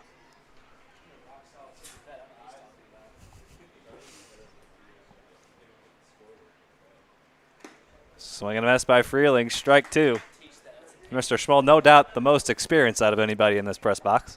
Most experienced, highest IQ, greatest voice. I mean, what can't he do? A well-rounded individual. That's what we like to see. And the 2-2 offering to Freeling misses down low for ball 3.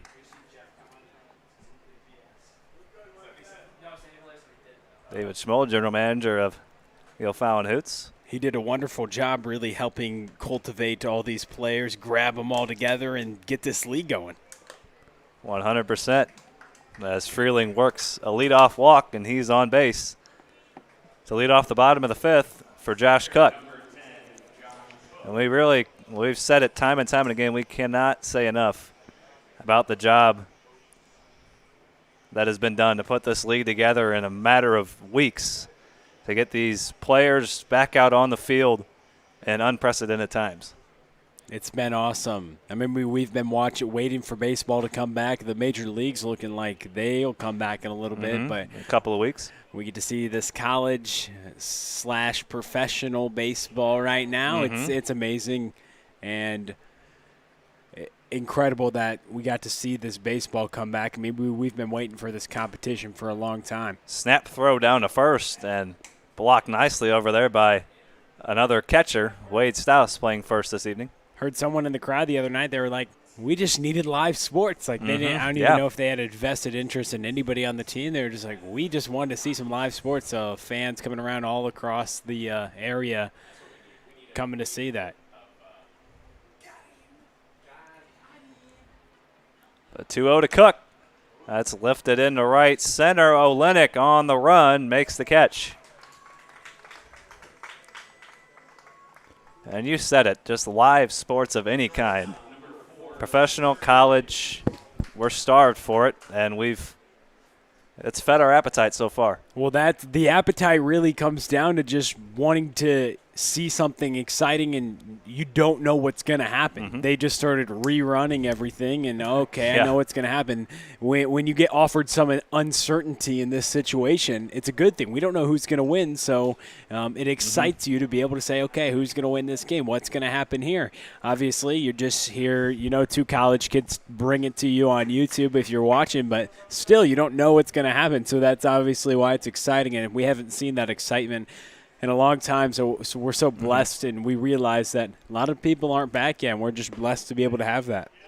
That's like you said, it's nice to get lost in some sort of competition. It's nice to watch all these reruns, like the Cardinals. They've replayed the Cardinals World Series games, some college football games, NBA, NFL. It's been nice to have some sports to watch, but it's even better to have live sports, like you said, where you don't know what's going to happen.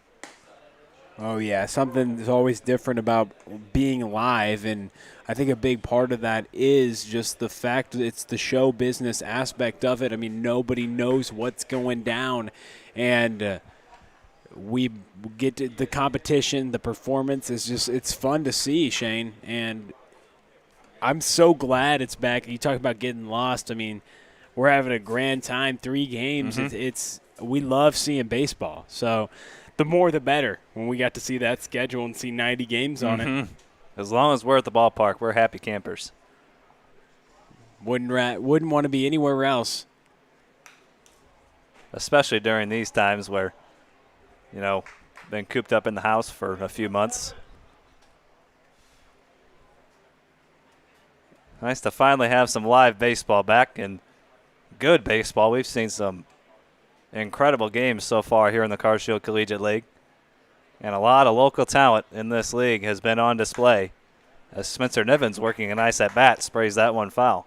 It's all been on display. They've been working hard. They've been also maintaining all the social distancing, wearing masks in the dugouts, so they're safe, but we're also excited because baseball is back, and that's the reads that you hear on the public address. Be happy because baseball is back, and that's what a lot of people can be in this situation. Throw down to second, and Freeling swipes second base. The throw is wide from Schmidt. Again, that's still on base, brought to you by the O'Fallon Family YMCA, the Y for youth development, healthy living, and, Will? It's social responsibility. Absolutely. What social responsibility do you have right now? You got to bring the broadcast to everybody. So I'm keeping this train chugging along here. They're doing the best I can, at least trying to keep it on the tracks. Informing the crowd, great as Grayson said. Hopefully we haven't derailed quite yet. The 2-2 to Nivens. Breaking ball just missed. Sen's breaking ball looks pretty good, but he also has been showing a pretty good fastball here as we're in the bottom of the 5th inning and his team just down by 1. It's an important role in the bullpen right now to be able to keep this deficit where it is, so big pitches coming up. Freeling worked a walk on a 3-2 count. Can Nivens do the same here? The 3-2. That ball is hit down the left field line, sky high. It's going to stay in play, or will it? It will, but it drops in the visitors' bullpen down the left field line. Or actually the home bullpen this evening. Cornbelters, the home team. It looked like that could have been something that we reference when you make a running catch. A catch like that, want to know what we call that? Shades of Willie Mays when you try to go make a running catch like that. The say, hey, kid. I don't believe you guys could see that at all on the camera, but that's kind of what that Willie Mays catch was like, dead sprinting, and then you catch it kind of over.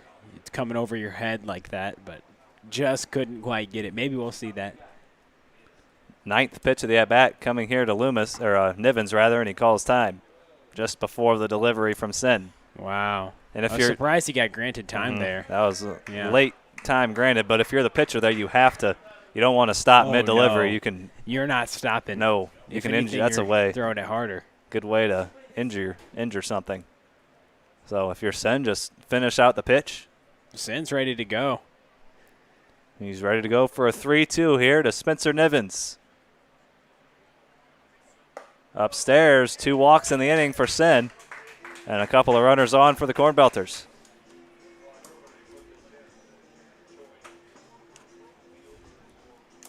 So Sen came on in relief of Pothoff. Gave up the home run to Tate Matheny in the 4th, and now runners on 1st and 2nd with 1 away here in the bottom of the 5th, and Kyle Vance will step up to the plate after this mound visit.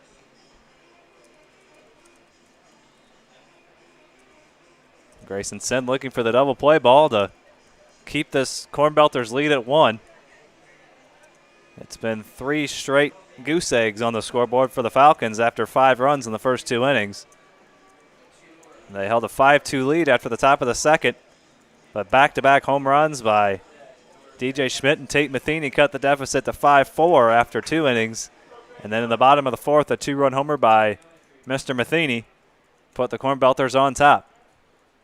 He's in the hole here with 1 away. Schmidt is on deck. Kyle Vance at the plate. First pitch swinging, and he pops it foul and out of play.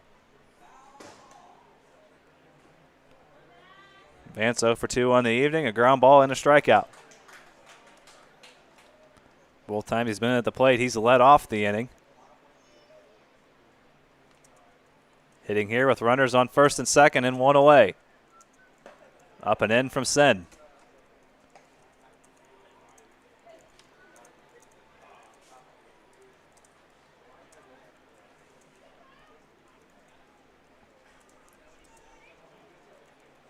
Grayson Sen working in a 1-1 count to Kyle Vance. Here it comes. That's roped into right center, and that is going to get down for extra bases and hop over the wall for a ground rule double. RBI ground rule double for Kyle Vance. And the Cornbelters lead has doubled to 7-5. Nice piece of hitting by Kyle Vance. He likes to work that ball to right center and has great power in doing so, and that ball hopped over the right field wall. And an RBI double for Vance. He's now 1 for 3. And now somebody coming up. Excuse me there, Shane, who's been pretty good today. Couple of extra base hits for DJ Schmidt. Scored a couple of runs. Solo home run back in the 2nd inning and a double, and scored on the Matheny home run last inning.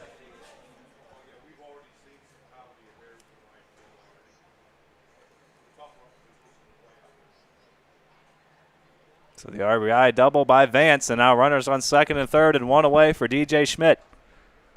Good breaking ball in there from Sen for strike 1.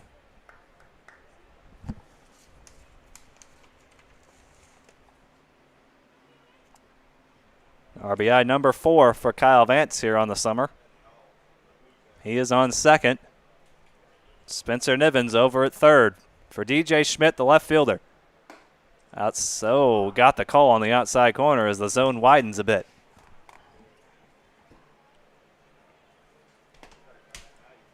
See what this tough hitter can do with 2 strikes. He worked it last time. Yeah, he seems to always work it. See if he can work back from an 0-2 count here. Picked up a two-strike hit on a double his last time up.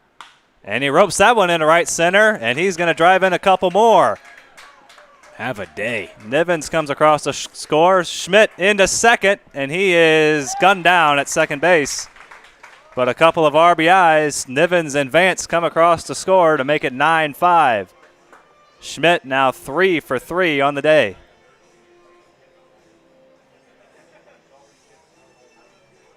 As he is thrown out at second base.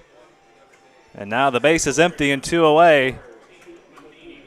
And he's already launched a couple of homers. Also has a double. Working on a 3 for 3 night, Tate Matheny. Watch out.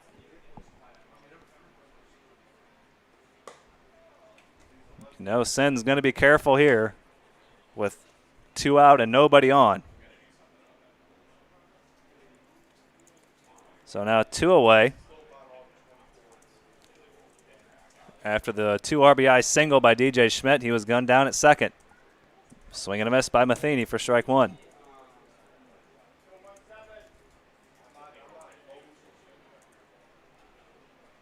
(9-5) Cornbelters lead. They've now scored 7 unanswered runs. They plated 3 here in the bottom of the 5th.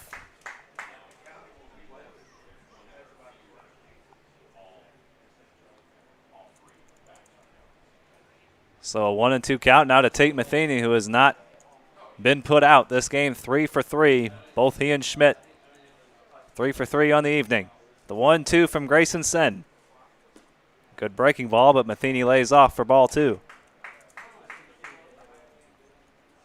Boy, Matheny, you can tell by that take right there, looks locked in. You can almost tell when a hitter takes a pitch like that. Very good That's point. an indication of how locked in he is. Shows their vision. Exactly right, Shane. And he's been seeing the ball pretty well today. You could say that. The 2-2 And that's roped into left field. And that's put away by Michael Long. Another rope off the bat of Tate Matheny, but he's retired. He's now 3 for 4. DJ Schmidt drives in a couple, and the Cornbelters put up 3 in the bottom half of the 5th. We head to the 6th, 9-5, Cornbelters.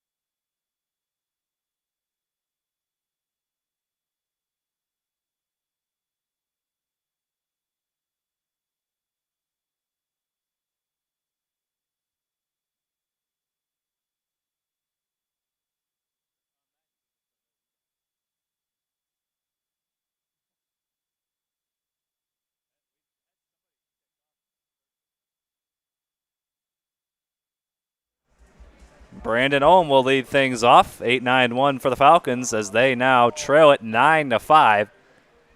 3 RBIs now for DJ Schmidt as we head to the top of the 6th. Schmidt 3 for 3, Matheny 3 for 4.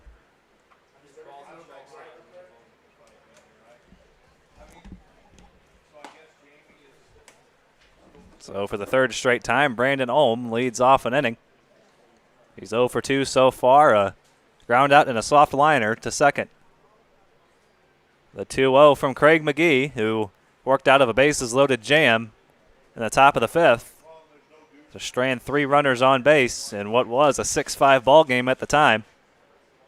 And the Cornbelters put up 3 runs in the bottom of the 5th. Swing and a miss by Ohm.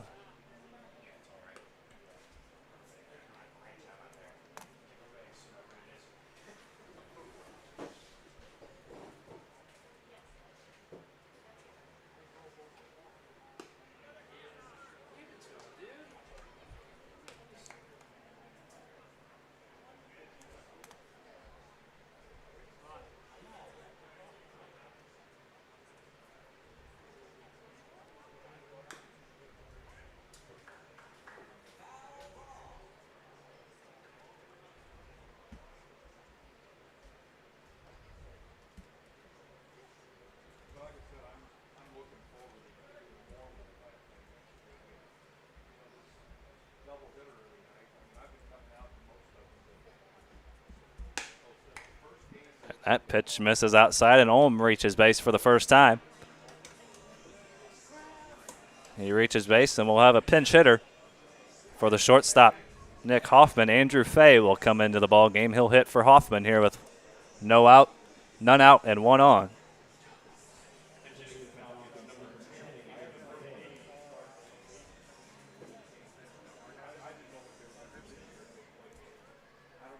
So Fay pinch hits. Hoffman was 0 for 2. And now Andrew Fay, the left-handed hitting shortstop, middle infielder, formerly of John Wood Community College, a 2-way player. Swings the bat from the left side.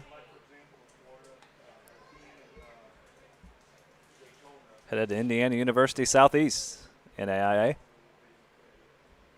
after a couple seasons at John Wood.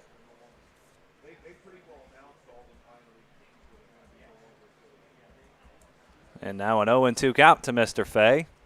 Falcons trying to work their way back from a 9-5 deficit. It's been 7 unanswered runs for the Cornbelters.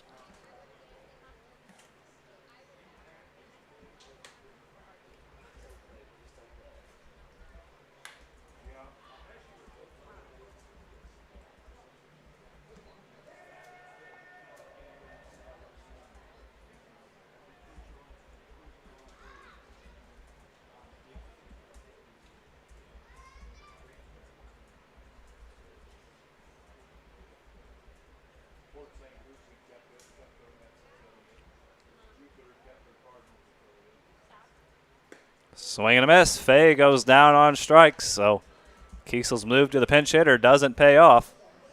And one away now for the second baseman, Mark Vierling.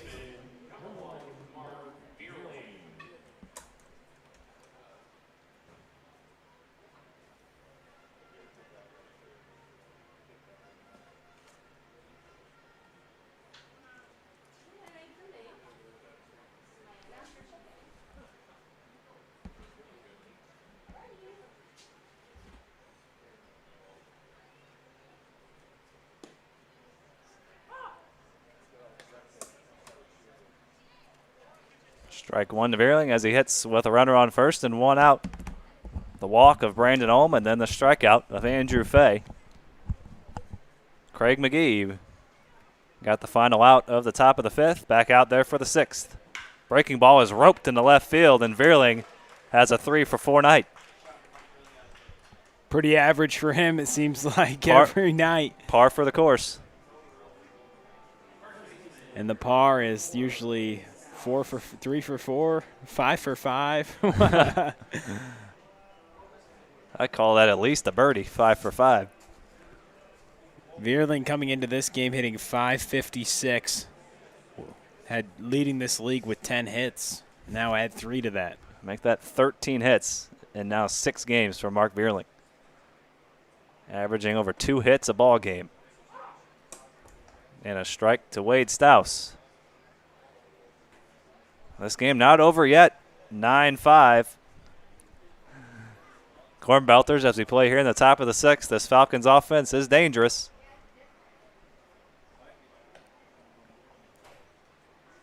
So Craig McGee looking for a ground ball double play. 1-1 count here to Wade Stouse, who's reached base a couple of times. 1 for 2 with an RBI double.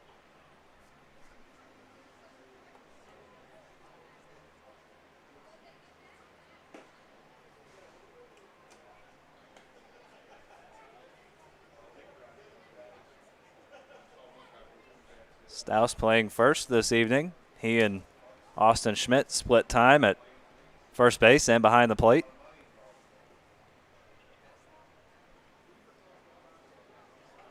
Stouse 3 home runs on the summer already. The 1-2 from McGee misses up and away.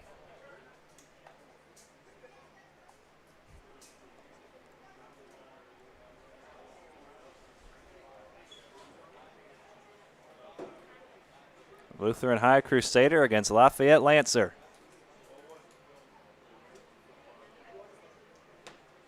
The 2-2 from McGee fouled away.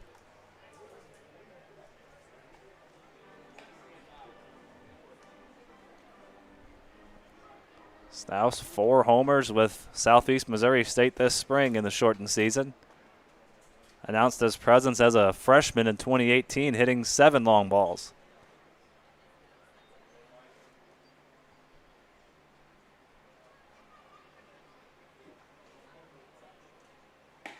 Inside corner, a strikeout for McGee.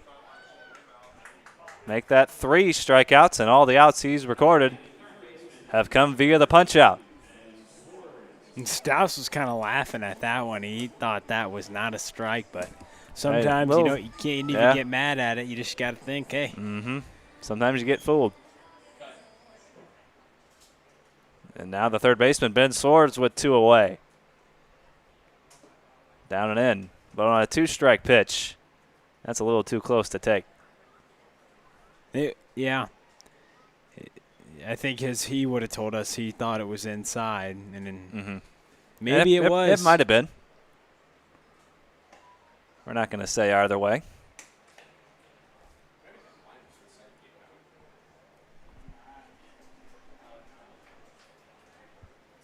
Just after 7:30 p.m. here in O'Fallon for this 5:30 game. Top of the sixth, a 9-5 Cornbelters lead. Craig McGee working out there. He's worked a full inning so far, all 3 outs coming on the strikeout. And now a 3-0 count to the third baseman, Ben Swords. He's reached base a couple of times, so walk and a single. Swinging on 3-0, he chops that through the left side and a base hit. Ohm is held at third, and the bases will be juiced for Austin Schmidt. We've seen this situation before. Austin Schmidt coming up with the bases loaded. If you have one of those cards, you call it a hat, they call it a dinger card, you might want to drop it. If he can put one over the wall here, he could tie the ball game.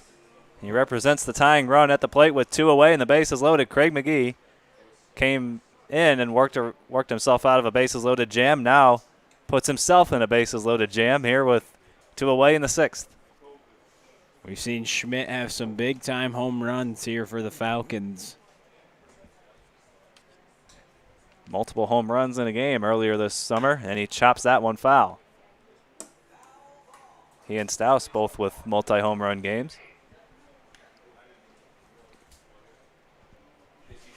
Bases full of Falcons for Austin Schmidt.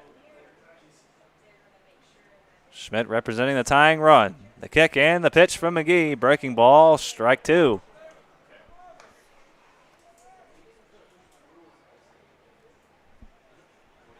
McGee trying to work himself out of the 6th inning. A 1-2. Down and away, gets away momentarily from Cook, but Olm stays put at 3rd.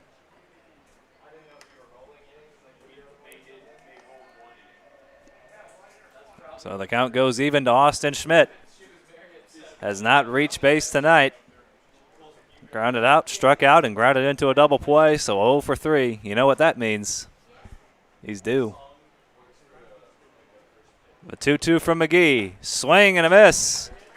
McGee with 4 strikeouts out of the bullpen, and he works out of another bases-loaded jam. Nice work by the Lutheran North product, Craig McGee, as we head to the bottom of the 6th. Cornbelters will look to add on to their 9-5 lead.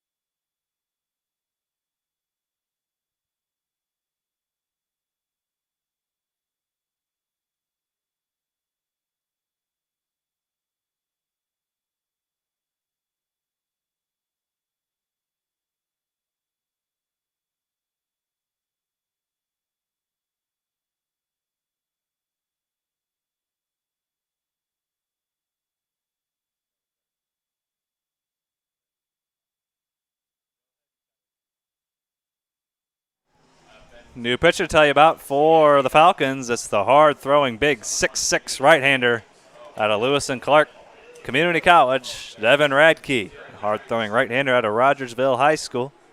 We've seen him already here in the Carshield Collegiate League. Couple of appearances, 4 1/3 innings of work, 6 strikeouts to just 1 walk and an earned run. Radke's been solid out of the bullpen for Josh Kiesel so far, and he'll make his 3rd appearance. Here with a 9-5 deficit as the Cornbelters look to add on. As they hit here in the bottom of the 6th, it'll be 2-3-4. Drew Mize, Jimmy Obertop, and Brett Pearson. For Joey Hawkins, Cornbelters trying to get back to 500, and they're trying to push the Falcons down to 500 as they came in 3-2. Cornbelters 2-3-1. The first pitch from the big right-hander misses away, ball 1. Drew Mize gets things started. Reached on a drop third strike in the fourth inning. And a couple of ground outs, so an 0 for 3 night for the speedy second baseman, Drew Mize. As we mentioned, younger brother of Carter Mize. Both out of Fort Zumwalt West High School. Drew Mize playing for the Lions at Lindenwood. Carter playing for Missouri Baptist.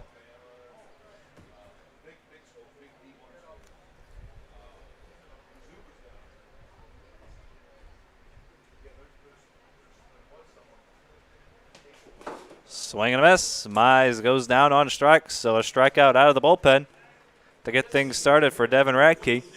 7 strikeouts out of the bullpen now in 4 2/3 innings.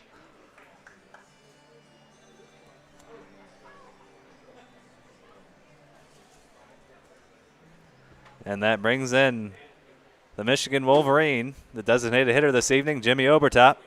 Quiet night for him, 0 for 3 with a couple of punch-outs.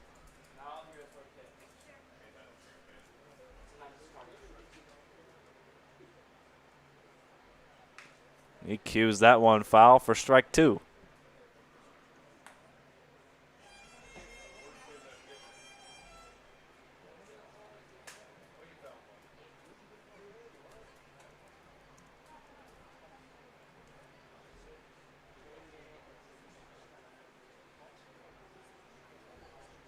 Obertop, 11 games, 10 starts for the Wolverines this spring. 265 hitter, 375 on base.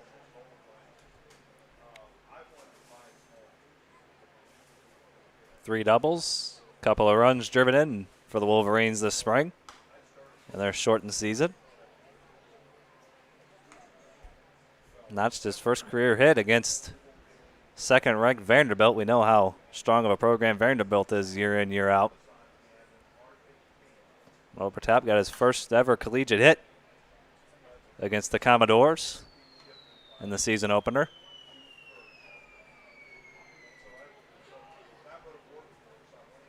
As he hits in a 1-2 count against Devin Radke. One away here in the bottom of the 6th. Chop, foul. So Obertop stays alive. Count stays at 1-2. 9-5 Cornbelters lead. They played at 2 in the first, 2 in the second, 2 in the fourth, 3 in the fifth. Now hitting here in the 6th. Swing and a miss. Back-to-back strikeouts for Radke to get things started here in the 6th. Third time Obertop's gone down on strikes, second time swinging. And that brings in the right fielder, Brett Pearson, who's walked and scored 0 for 2 on his line so far.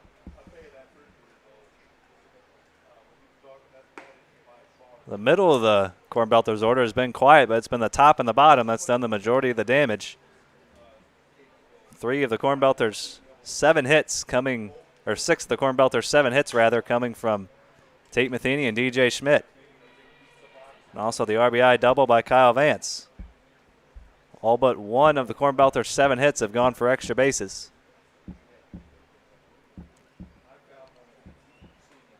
Three doubles, 3 home runs, and a single. As Devin Radke strikes out the side, he gets Brett Pearson on a called third strike. Last chance coming for the Falcons in the top of the 7th. 9-5 Cornbelters. You're watching Carshill Collegiate League TV.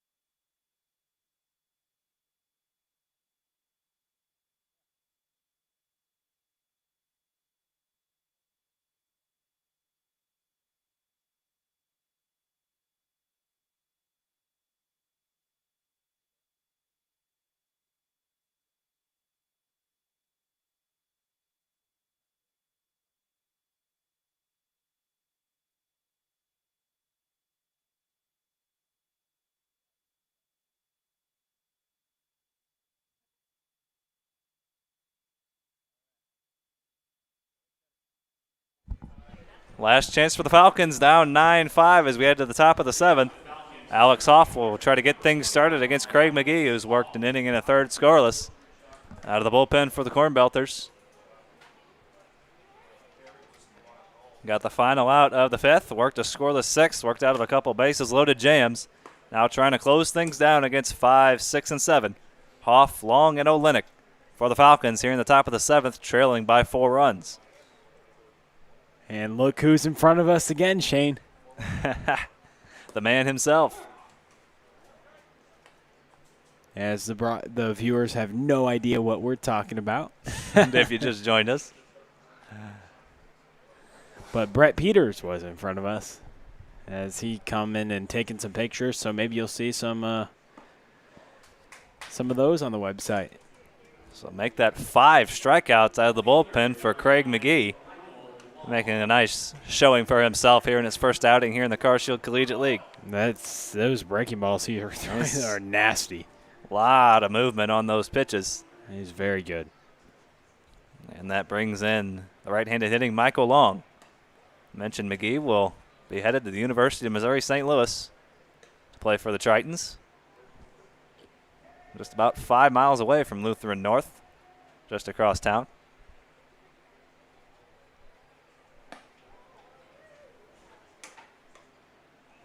Now a 2-0 count to Michael Long, who's already homered in this game. Reached base a couple of times. 1 for 2. Up and in, 3-0. Back-to-back nights with a home run. He's doing a nice job. How about both those home runs coming on 0-2 breaking balls? Not something you see even better all that often. Swinging on 3-0, goes down to a knee. He had a rip at that one. We've seen some vicious 3-0 swings. Why not? Exactly, why not? And he works a walk, second walk he's worked. He's on base for the 3rd time, and that brings in the right fielder, Olenek. Do we have some last inning complications going on here? I mean, this is the Cornbelters we're talking about here. Not at the plate, but in the field. It's the Carshield Collegiate League It's we're the talking Carshield about. Collegiate League. Some wild 7th innings we've seen. McGee went with the changeup on the first pitch, and Olenek swung right through it after coming into the game. Olenek is 0 for 2. Flew out to right field and struck out after coming into the game for Ian Hickman in right field. 1-1 count here as the sun starts to set.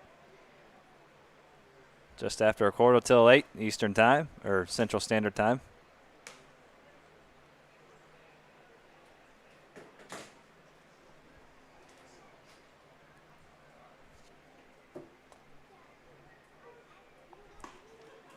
Now 2-2 as that drops in for a strike.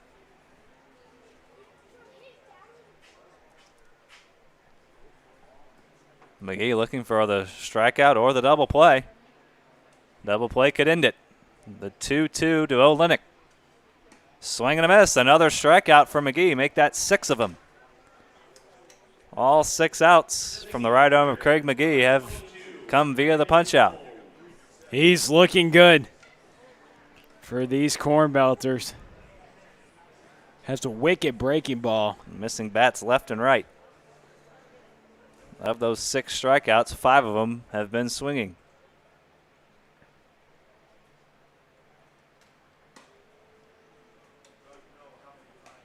Brandon Olm steps up to the plate. He's walked, lined out and grounded out 0 for 2 for the right-handed swinging designated hitter.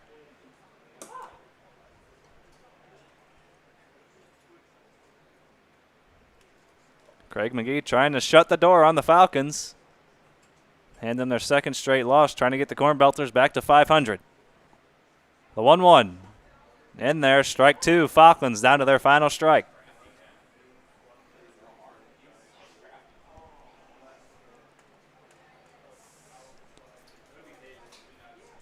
One and 2 on Brandon Olm. Craig McGee trying to shut the door. The 1-2 outside.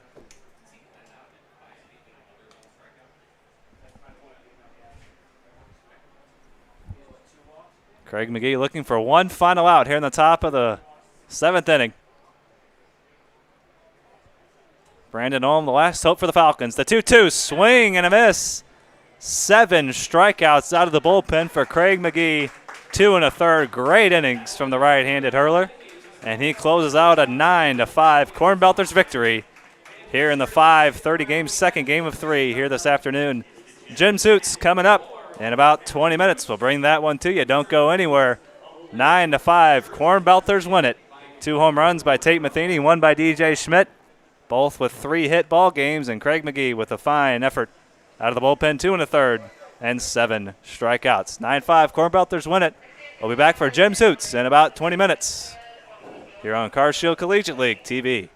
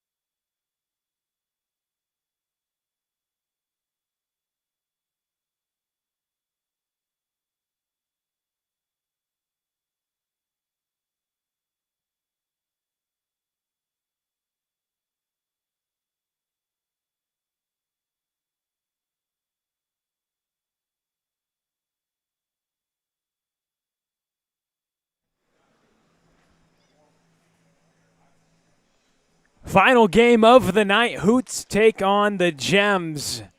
The home Hoots in the field first. We'll give you the lineup in the field. The starting pitcher is the lefty Devin Turback. He'll be throwing to Andrew Keck, getting his first start of the season. Lampros at third, Neville at short, Dominic Cusimano at second, Jamie Young at first, Colin Bergman in left, Chase Krogman in center, Davey Pound in right, and again the battery is Devin Turback getting his second start of the season, throwing it to Andrew Keck, Josh Gibson, Jack Rigoni, Tyler Fogarty, Gage Cruz, Tommy Woods, Matt Westfall, Tate Wargo, Kylan Cunningham, and Jacob Gentry is the lineup that Turback will face. Here in the top of the first inning, it's been a beautiful day, jam-packed full of baseball. We're so glad you've been able to join us thus far today in Car Shield Collegiate League action. Last game coming off the heels of a 9-5 victory. It was the Cornbelters who prevailed in the second game of the day. And in the first game of the day, it was an 11-9 win for the Eagles. So the Eagles took home the first game in an eventful game. That was a Arnson walk-off home run. Ali Arnson hits a bomb to right field to walk things off to get this three-game triple header started off. 11-9 was the victory for the Eagles. And then a 9-5 win for the Cornbelters last game. Tate Matheny with a couple of bombs, DJ Schmidt with one as well. But we're all set. We got one more game for you on Car Shield Collegiate League TV. Shane Holsey, Will Connerly, Charlie Bornoff. We got it for you live. So the left-hander Turback will face off against Josh Gibson as the first pitch is fouled back. Turback had a really nice outing last time. He showcased some really good stuff. Went 4 innings, struck out 6 batters with just walking 1. And in that start, he just surrendered 2 hits. We'll see what the lefty can bring tonight.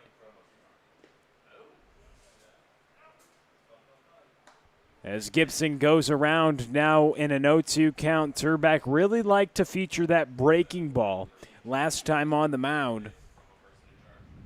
Big reason why he got those 6 strikeouts. And he goes with the high fastball here. Keck throws it around the horn, and the first hitter is set down swinging, and that will bring up Jack Rigoni.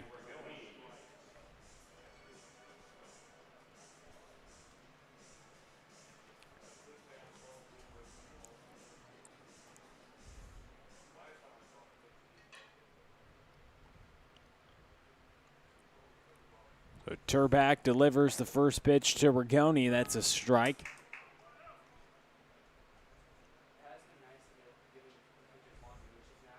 Jack Rigoni, recent addition for Justin Paulson's squad, has notched 1 hit here in the Car Shield Collegiate League as he swings through that nice breaking ball from Turback. Now for the second consecutive hitter, he's up 0-2 in the count.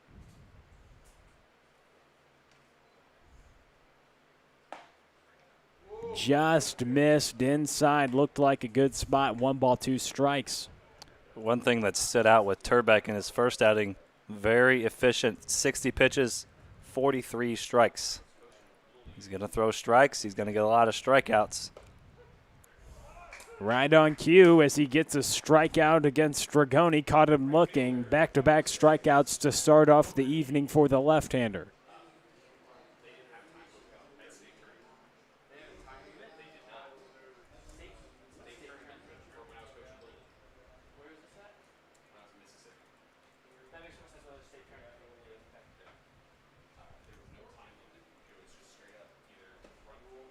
And now Tyler Fogarty into the box, takes a strike. Getting ahead is Turback early on in this game. As the left-hander's working against Fogarty, who swings through that pitch. Now 0-2 is the count with 2 outs. Devin Turback, the southpaw, struck out the first 2 hitters he saw in this game. Got Gibson swinging and Rigoni looking. The 0-2 pitch. Just missed a tad inside. 1 ball, 2 strikes with 2 away.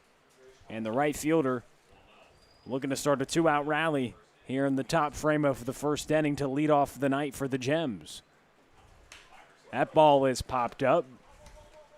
Under it is the shortstop, Neville, who catches it for the third out. So clean inning for Turbach in the top of the first. We send it to the bottom. No score.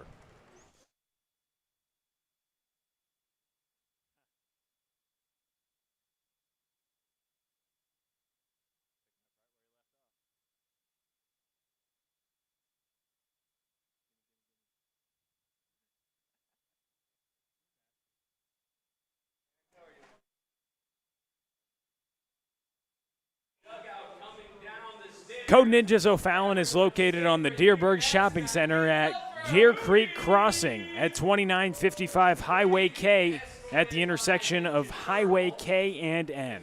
Kids ages 7 to 14 will learn how to code by building small video games with the help of our sensei instructors.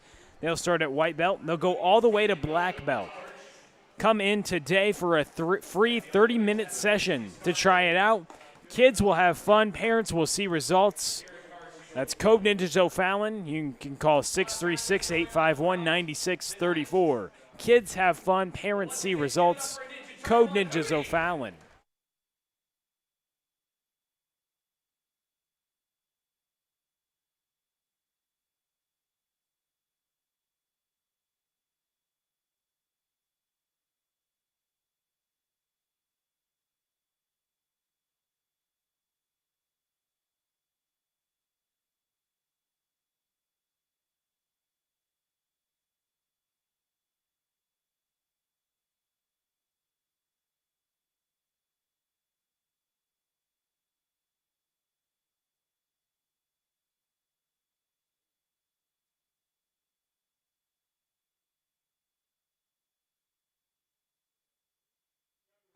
Mason Palmier on the mound for the Gems.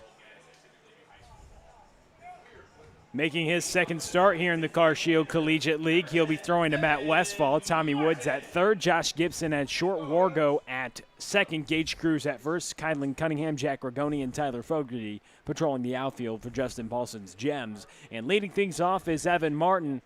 As he's first pitch swinging, he's done that a couple times. He gets himself a base hit, so right away he's the designated hitter. Evan Martin gets on first base, taking it the other way.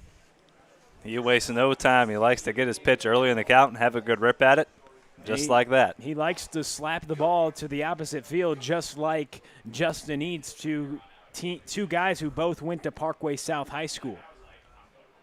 And that's really what they teach at that high school, to take the ball the other way and use the whole field. Because if you can anyone can pull the ball, but if you can drive it to the opposite field, that's the mark of a good hitter. Nick Neville in the box, the shortstop, takes that first pitch for a strike against the right-hander Mason Palmier, who last time out went 3 innings, and his last start as that pitch is fouled away. Had 4 strikeouts just compared to 1 walk and didn't allow any runs. Was pretty efficient and was pretty effective. Likewise, Devin Turbach on the other side, who went 4 shutout innings. Palmier went 3 shutout innings, so 2 pitchers coming off the heels of pretty successful starts. But Palmier, that diving play by Cunningham, the ball gets behind him, and now the runner on first, Evan Martin's going to be sent all the way home. The strong relay throw is above the head of Westfall, and now Neville's going to come home, but he's out at the plate trying to stretch that play all the way home. So Neville will get gunned down at the plate. That will be an out, but he does get a run batted in on that play as Evan Martin scores, and Andrew Kett comes to the box. So, wow. If you're not awake yet tonight, you should be now, as a pretty exciting play. The ball was hit to left field, and Kylan Cunningham dove. The ball got behind him, and the runner on first, Devin Martin, came all the way around to score, and Nick Neville tried to score as well, but gets cut down on the throw. It was an overthrow. That's why Neville decided to come around.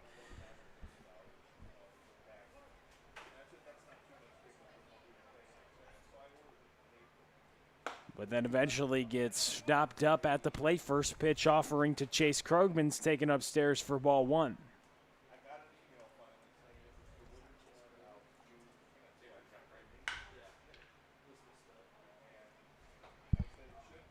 As Keck fouls that ball to the left side. Andrew Keck indeed in the box, his first start. Here in the Carcio Collegiate League, good to see him in action. Very talented catcher at Southeast Missouri State. Was having a heck of a season as he swings through that breaking ball from Paul Meir. Hit .255 with 10 doubles, a triple, and 3 home runs in 2019 for SEMO.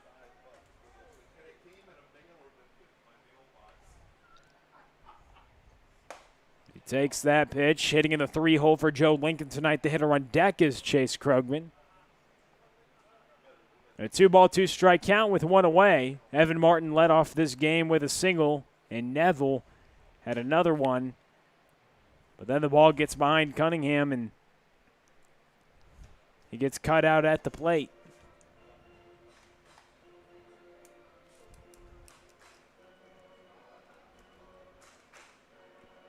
Andrew Keck was hitting .400 at SEMO before the season was cut short. Had 28 hits and 70 tries. As Paul Meir delivers the pitch, it's inside. It nicks Keck, so Keck will reach base.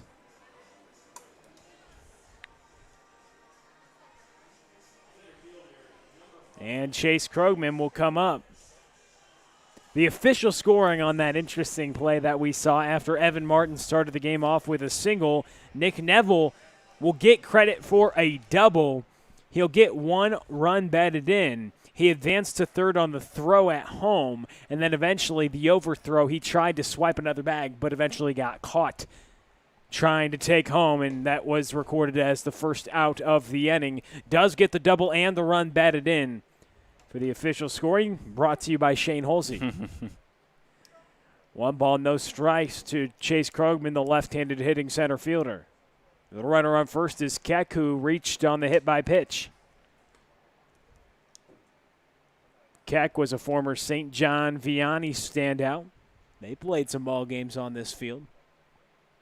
Won a state title. As Paul Meir comes set, the 2-0 pitch. That ball is fouled away by Krogman.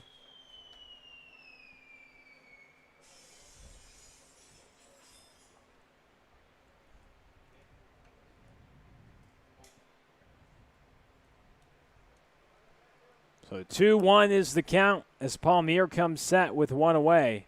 A big lead over there by Keck. Eventually comes back, but that pitch is missed to Chase Krogman. The 19-year-old who was picked in the 34th round of the MLB draft in 2019. The 5'11", 180-pound left-handed hitter.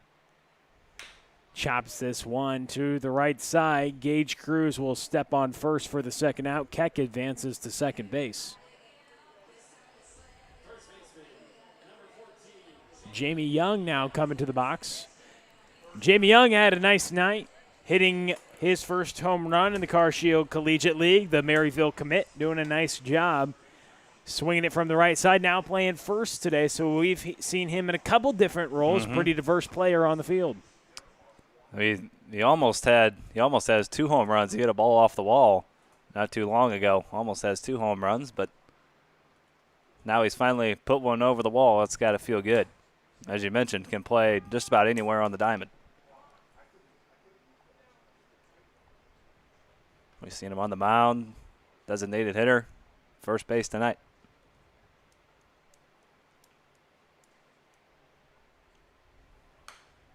Pitch is fouled away.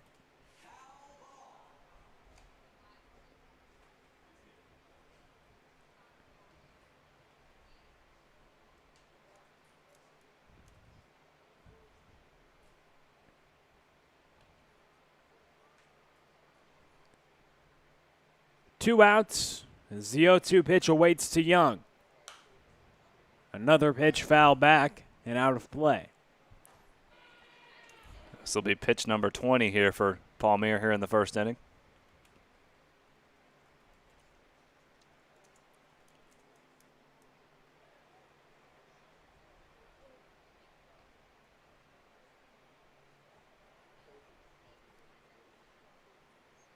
0-2 count with 2 outs. Runner on second is Keck. The pitch. We'll do it again. So they're making Palmier work here in the bottom of the first inning for all 3 of his outs. As Evan Martin started off with a single, he was swinging on the first pitch of the night. Then Nick Neville had a double, advanced on the throw home, and tried to extend that and score another run, but got caught out at the plate. Andrew Keck got hit by the pitch, and Chase Krogman grounded out to Gage Cruz at first base, 2 away. Keck on second base. The 0-2 pitch, a swing and a miss, so Palmier strands a runner, but the Hoots notch 1-0 Hoots after 1.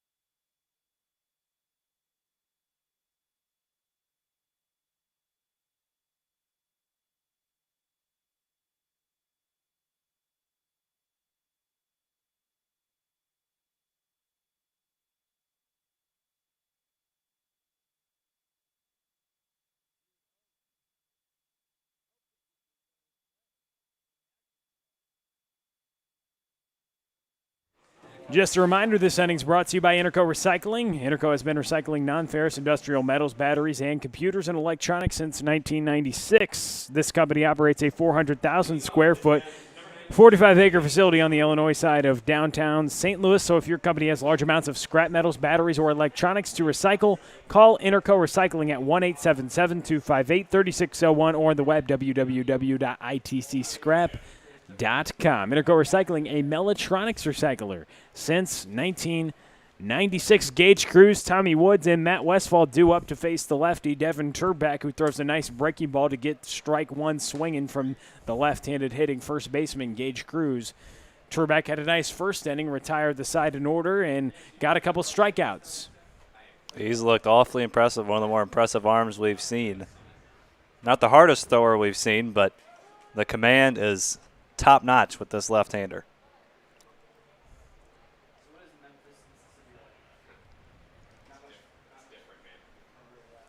So the 0-2 pitch awaiting. And Turbrack goes to the fastball, misses low and away.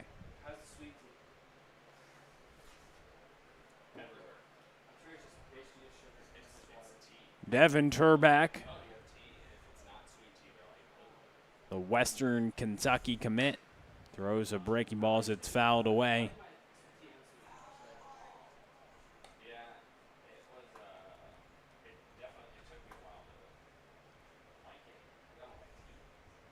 And the Hilltoppers are getting themselves a pretty nice southpaw from what we've seen so far. The former Jeffco lefty taking his talents to Western Kentucky. He gets a swing and a miss of Cruz, Turback's third strikeout. And now coming up to the plate is Tommy Woods. Third baseman, number 24, Tommy Woods, the third baseman for the Gems, coming up to the plate. He's had 2 hits this season, hitting .222, but getting on base has a on-base percentage of .632. He's drawn 9 walks. So when we go look at the quality at-bat leaders in this league, the top of the list, Tommy Woods, despite just having 2 singles, He's drawn 9 walks and been hit by a pitch once, all quality at-bats. He's scored 3 runs and has had 3 runs batted in, although just 2 hits, and he's hitting .222. That on-base percentage of .632, pretty impressive. Pretty sparkling, if you ask me. And 15 quality at-bats that he's had as the check swing is safe, and that does lead the league, so he's been grinding up at the plate. And he just looks comfortable no matter what count you put him in. You wouldn't be able to tell a difference if it's an 0-2 count or a 3-1 count. Very comfortable in the box. Here's the 2-strike count as the lefty delivers. Keck tried to frame that one back into the zone, just missed a little bit outside.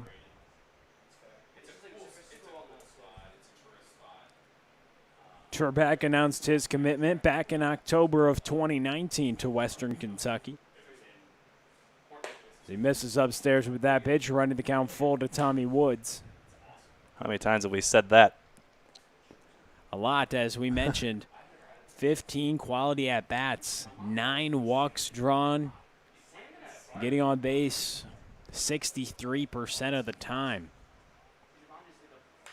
He fouls that one off, and Tommy Woods, you look at those 2 hits, hitting .222, and you say, oh, but if you look deeper and behind the numbers and see the amount of walks that he's drawing, hitters should get credit for those walks, especially when he gets in counts where he's fouling pitches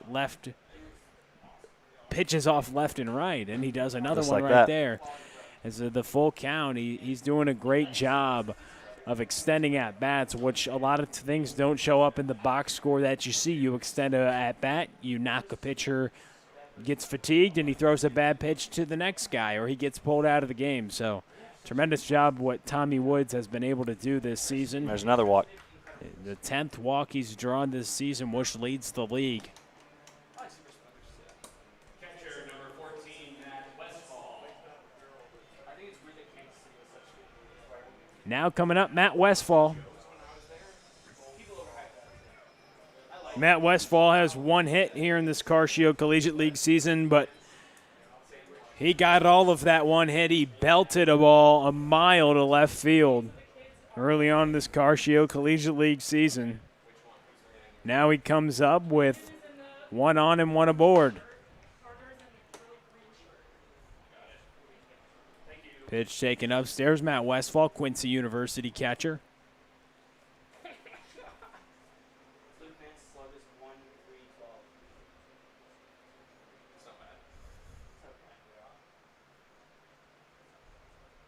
As the lefty comes set, the 1-0 pitch. Westfall takes for a strike. 1 ball, 1 strike, and 1 out to Matt Westfall, the Gems catcher.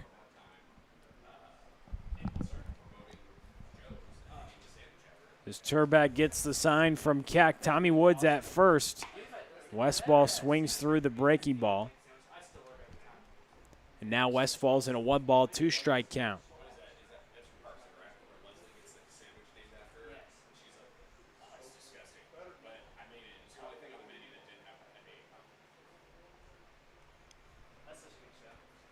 The 1-2 pitch awaits. And Turback will go for the pickoff. Tommy Woods was already off running, and he'll swipe second base. That stolen base brought to you by the O'Fallon Family YMCA, the Y for youth development, healthy living, and social responsibility. Tommy Woods taking second base. Turback went over there.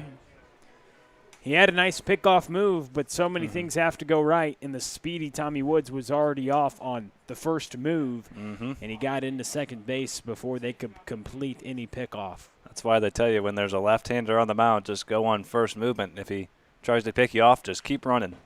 Because so many things have to go right. The first baseman has to make a good throw to the second baseman or shortstop, who then has to apply a good tag. When the pitcher has to get it over to him in the first place. Yep. And that, yeah.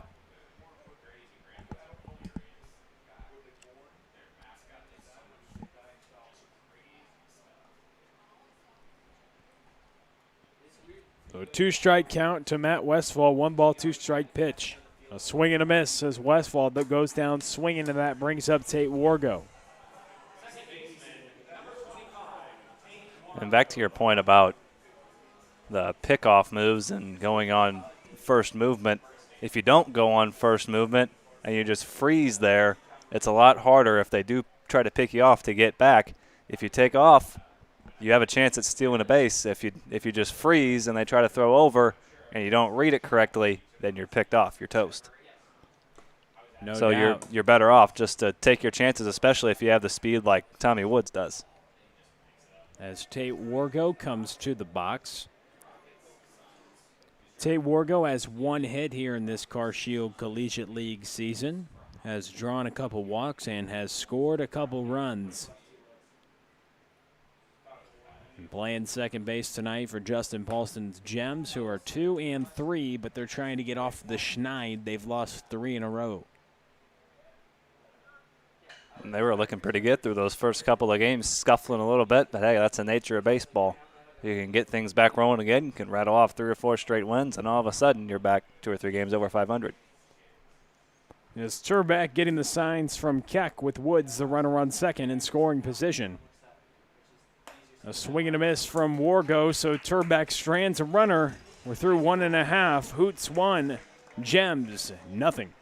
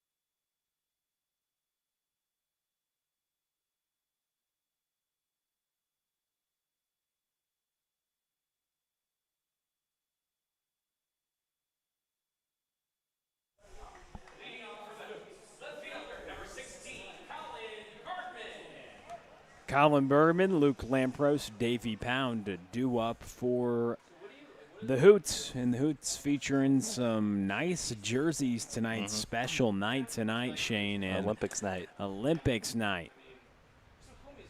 The red, white, and blue jerseys. Hoots getting the special treatment here. You got to think all the other Car Shield Collegiate League teams are a little jealous they get to feature some of that swag. After all, this is the Hoots home ballpark, or was scheduled to be. 2 balls and a strike to Colin Bergman. And the interesting part is some of these players that are on different teams, like the Gems, the Falcons, the Eagles, the Cornbelters, they actually have some players who originally were scheduled to play on the Hoots. So they're probably thinking, oh, man, did they get the special treatment over here? And that ball is ripped up the middle by Bergman. He has himself a single. The 3rd hit of the season for Colin Bergman, and he's now on first base.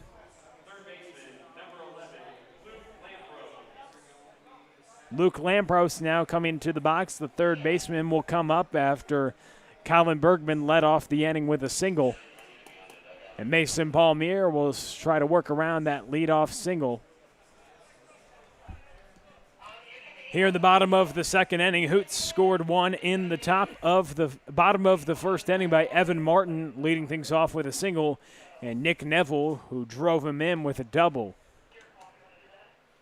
And that was the lone run that the Hoots scored in the bottom of the first. Now in the bottom of the second, they have a 1-0 lead, as Devin Turback of the Hoots has done a nice job to keep the Gems off the board. He's been working pretty efficiently tonight, with 5 strikeouts through 2 innings and no runs scored. All the folks stay tuned to that when we go to that half inning and whenever Turback goes on the mound, because he's been pretty effective and efficient so far in the Car Shield Collegiate League, the WKU commit. 1 ball, 1 strike as Palmier's working with a runner on first base to Luke Lampros. That ball is fouled away. Mason Palmier featured a pretty nice fastball. He has some good command of it.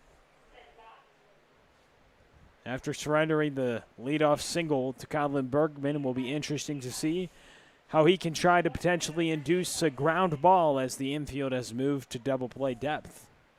1 ball, 2 strikes.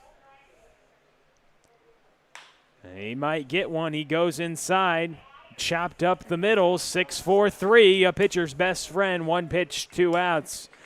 Nice job by Palmier.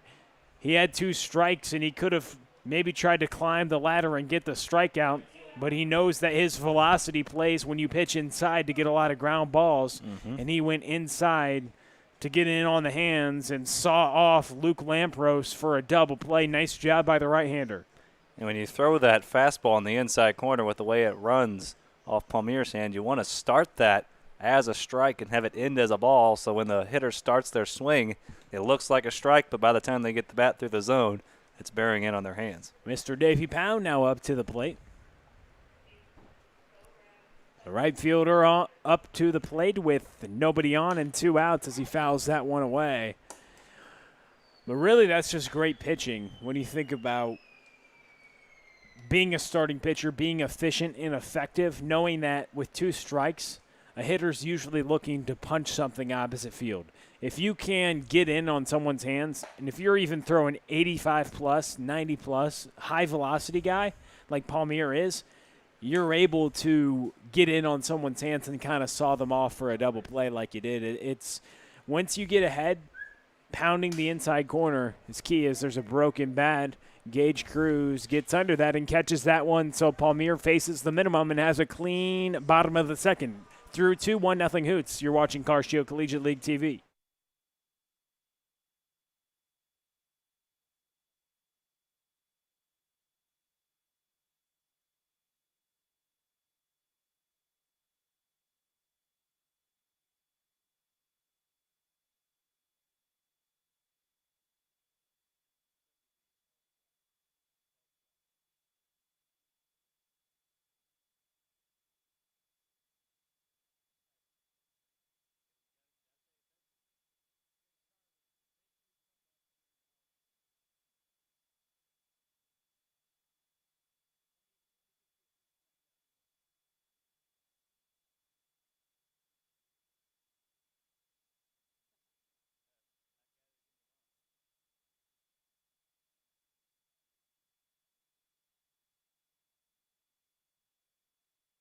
Just a reminder, this inning is brought to you by Interco Recycling. Interco has been recycling non-ferrous industrial metals, batteries, computers, and electronics since 1996. That's longer than Shane Holsey's been alive. Longer than you've been alive, too. The company operates a 400,000-square-foot, 45-acre facility on the Illinois side of downtown St. Louis. So if your company has large amounts of scrap metals, batteries, or even electronics to recycle, just dial up 1-877-258-3601 or on the web, find them at www.itcscrap.com. Interco Recycling, a electronics recycler since when, Shane? 1996. There we go. It's been a long-standing, great company, and thank you for their partnership.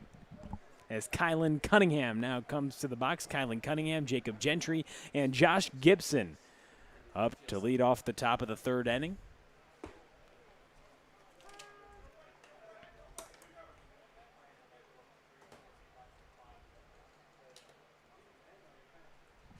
As Turback gets ahead, a common theme we've seen tonight through 2 scoreless innings. And gets another strike against Cunningham, the left fielder. 5 strikeouts for the Southpaw through 2 innings, ahead 0-2 in the count. Here in the top of the third, facing off against the left fielder, Cunningham. A foul back. We'll do the 0-2 pitch again.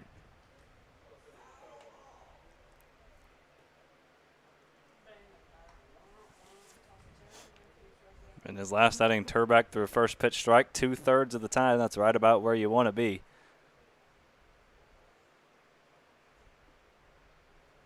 The 0-2 pitch.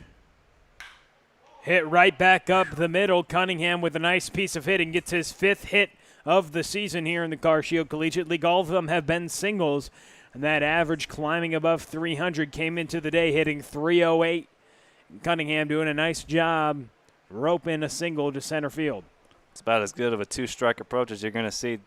Put it back right where it came from. And the first hit of the night against the left-hander. Lefty on lefty, no less. Jacob Gentry, the 9th spot in the order, comes up to the plate. That pitch missed upstairs by the lefty Turback. Runner on first is Kylan Cunningham. Jacob Gentry with 3 hits here in the Car Shield Collegiate League.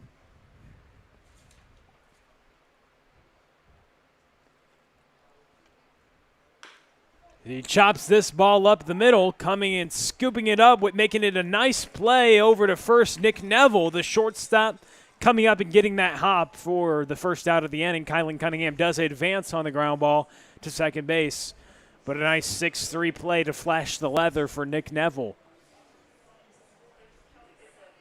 And Neville knew he wasn't going to get the runner at second, Cunningham, so just make a strong throw over to first, get at least 1 out. Top of the lineup, Josh Gibson up. So Turback will work with 1 away and 1 on. That runner in scoring position does represent the tying run, as the Hoots have a 1-0 lead. As the left-hander works, first pitch is called for a strike. You love to see the pitchers get ahead. Strikeouts can come because of that. Lower averages from hitters. It's just a statistical thing when a pitcher gets ahead. The difference between 0-1 and 1-0 is massive. It's just 1 pitch. It's just the first pitch, but getting ahead 0-1 versus falling behind 1-0. And it just Massive consistently builds you confidence. When you're 0-1, 0-2 on guys instead of 1-0, 2-0, it changes the mindset of the hitter and the pitcher throughout the at-bat, as it's 1 ball, 1 strike with 1 away. But like you mentioned, the statistical advantage of getting ahead is obviously very prevalent. Every pitcher knows that. But the ones who can ultimately execute on that are the ones who have the success. Obviously, we talk about it. It's an obvious statistic, but it's a hard thing to do. So it warrants us to have a conversation about it when the Southpaw can do it at such a high rate, like he is now ahead 1-2 in the count against the leadoff hitter Josh Gibson. Here in the top of the 3rd inning, that ball is popped up. Jimmy Young gives some chase over at first, but it hits off the Hoots dugout and out of play.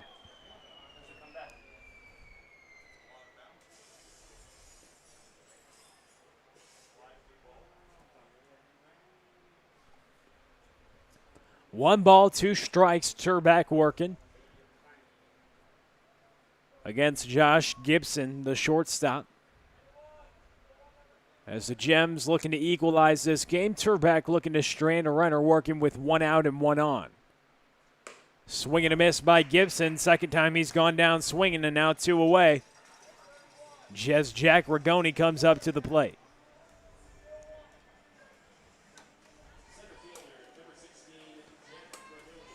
Six strikeouts tonight for the left-hander as he faces Jack Rigoni, who got caught looking in the first inning. As Turback's working with 2 outs and 1 on. The first offering to Rigoni's missed low. Keck throws it down, but the ball sails to center field. Kylan Cunningham will take third base. An aggressive play doesn't pay off for the Hoots, as now a runner moves up 90 feet, just 90 feet away from equalizing this game. As Kylan Cunningham moves up to third base. And 90 feet away from tying this game, but there are 2 outs. As Keck sails that ball into center field after trying to pick off Cunningham. on the back pick to second base. Breaking ball gets in there for a strike. Good sharp break, as he evens the count at 1-1 strike. So the tying run on third base is in Cunningham here in the top of the third inning.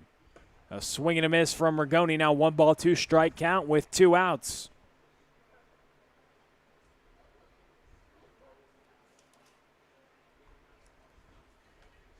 What does Turback go to here in the 1-2 count? That ball is fouled away. And a nice play made by a fan. We've seen a couple nice plays today as a fan bare hands that one over by the concourse. That's not an easy play, catching that with your bare hands. Probably hurts your hands a little It bit, does. doesn't it? It does. 1-2 strikes with 2 outs. The pitch. Just a bit outside, right off the black. Evens the count at 2-2 strikes. The center fielder, Jack Rigoni, in the box, has an opportunity to tie the game with any base hit. The 2-2 pitch from Turback. A swing and a miss, 7 Ks for the lefty tonight. What a performance through 3 shutout innings so far for Turback as we send it to the bottom of the third, 1-0 Hoots.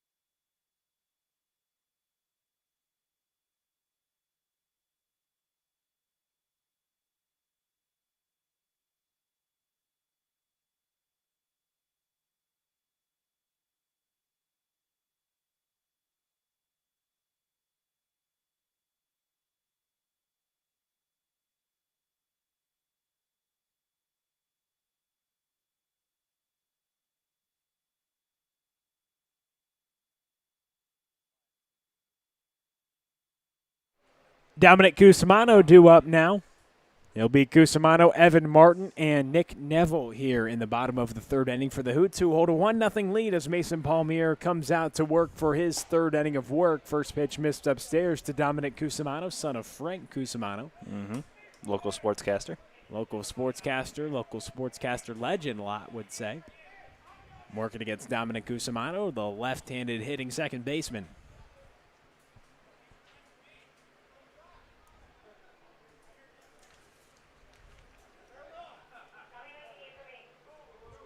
Cusimano with 3 hits on this season, 1 double, 1 triple, and 1 single. Hitting .231 on the season, has drawn a couple walks, been hit by the pitch a couple times, 1 RBI, 3 runs scored. He takes that pitch from Palmier, the 1-1 pitch from the right-hander. Missed upstairs, goes back to the backstop. 2 balls and a strike. Cusimano pretty versatile, can play anywhere on the middle infield. Also plays some outfield as well for the Sycamores.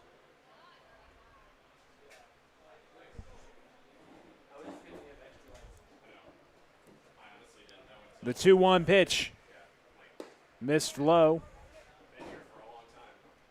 as Mason Palmier working in his third inning of work Last time Palmier got pulled after 3 innings, so we'll see if Paulson doesn't try to extend him in this start, his second start, as Cusimano knocks a single up the middle to get things started off in the bottom of the 3rd inning. Designated hitter, number 10, Evan Martin. So Cusimano gets on this via the single, his 4th hit here in the Car Shield Collegiate League. Second single, also has a double and triple to his credit. He's now on first. Evan Martin now comes into the box in the bottom of the 3rd inning. For the Hoots, who have a 1-0 lead, Evan Martin singled and came around to score in the 1st inning. Martin comes around to swing on that one.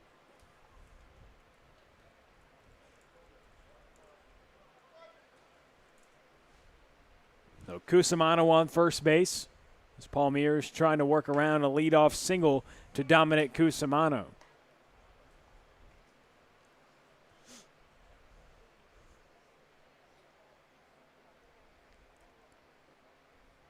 The 1-ball, 1-strike pitch to Martin. He rips this one to the right side, but it's going to be foul as Evan Martin, who was just competing in his redshirt freshman campaign, has shown that he can take the ball to all fields.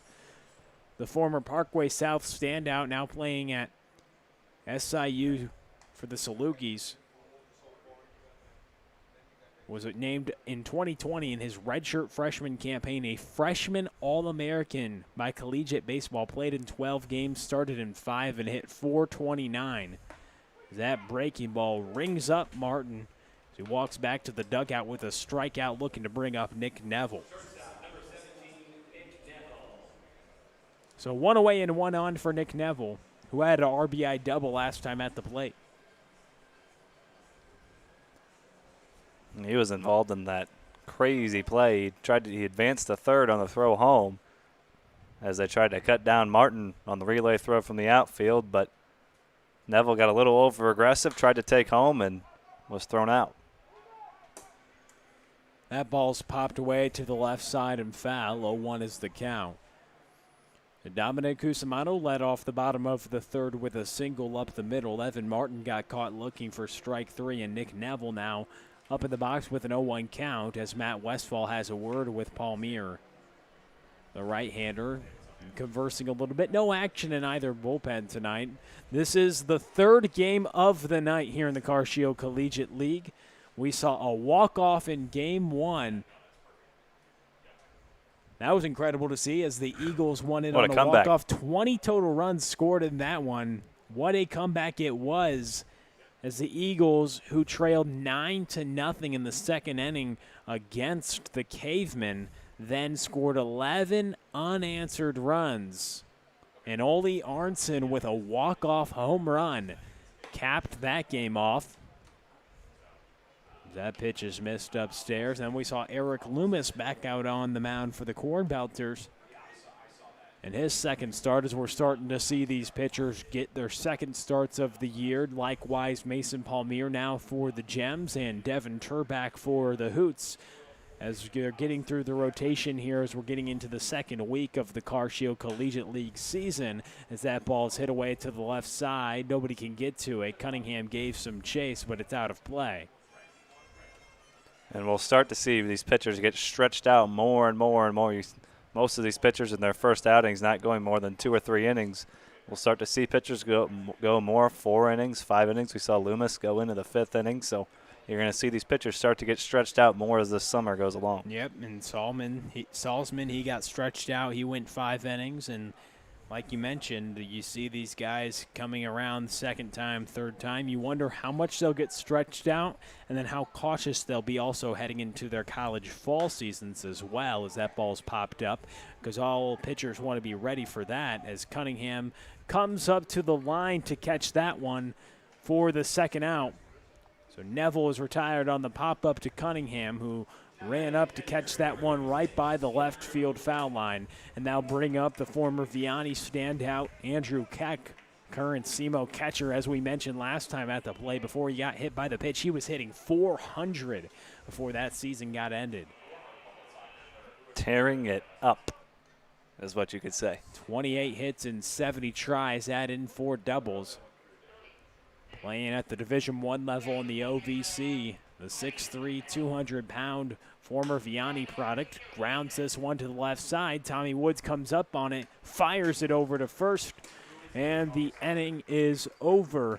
We're through 3, 1-0 Hoots. You're watching Car Shield Collegiate League TV.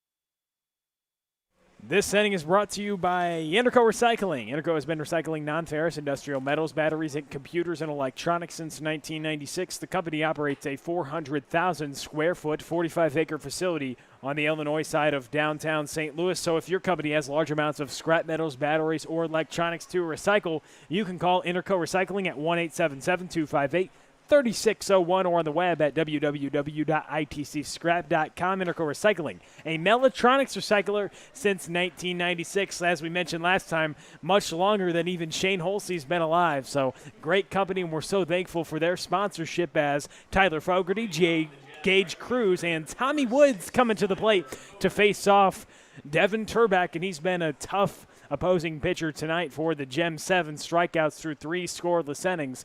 And we'll see what the southpaw does as he works in his 4th inning right now. Facing off against 3, 4, 5 of the Gems. First pitch missed for a ball. Tyler Fogarty is 0 for 1, popped out to the shortstop in the 1st inning.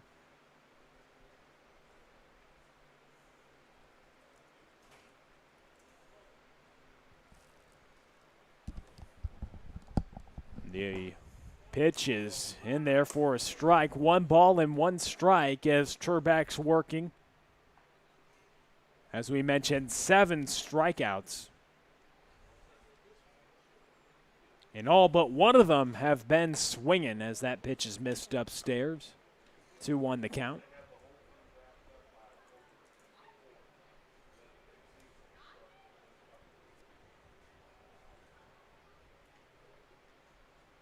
Tyler Fogarty, the former Chaminade standout, grounds this one to Nick Neville, the shortstop, throwing it over to first, and the speedy Fogarty will get on base on the infield single. So the second hit that Turback has surrendered tonight, and now he'll try to work around a leadoff single here in the top of the 4th inning. We're so glad you guys have joined us tonight. It was 1 run in the bottom of the 1st inning for the Hoots. And all scoreless frames since then for either squad. It's 1-0 as we stand now in the top of the 4th inning. Gems Hoots here in the 3rd game of the tripleheader here in the Car Shield Collegiate League as Gage Cruz comes to the plate. Struck out swinging last time up. That pitch taken upstairs. the Slew Billiken on first base, Tyler Fogarty, started this inning off with an infield single as Gage Cruz comes to the box.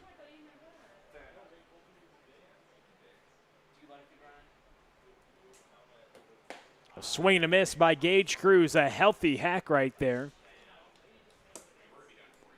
as he earned that strike. 1 ball, 1 strike, nobody out as Fogarty got on to lead off this inning with a single. As we mentioned, Turback's been efficient tonight with 7 strikeouts, and he drops a breaking ball in there. Now 1 ball and 2 strikes.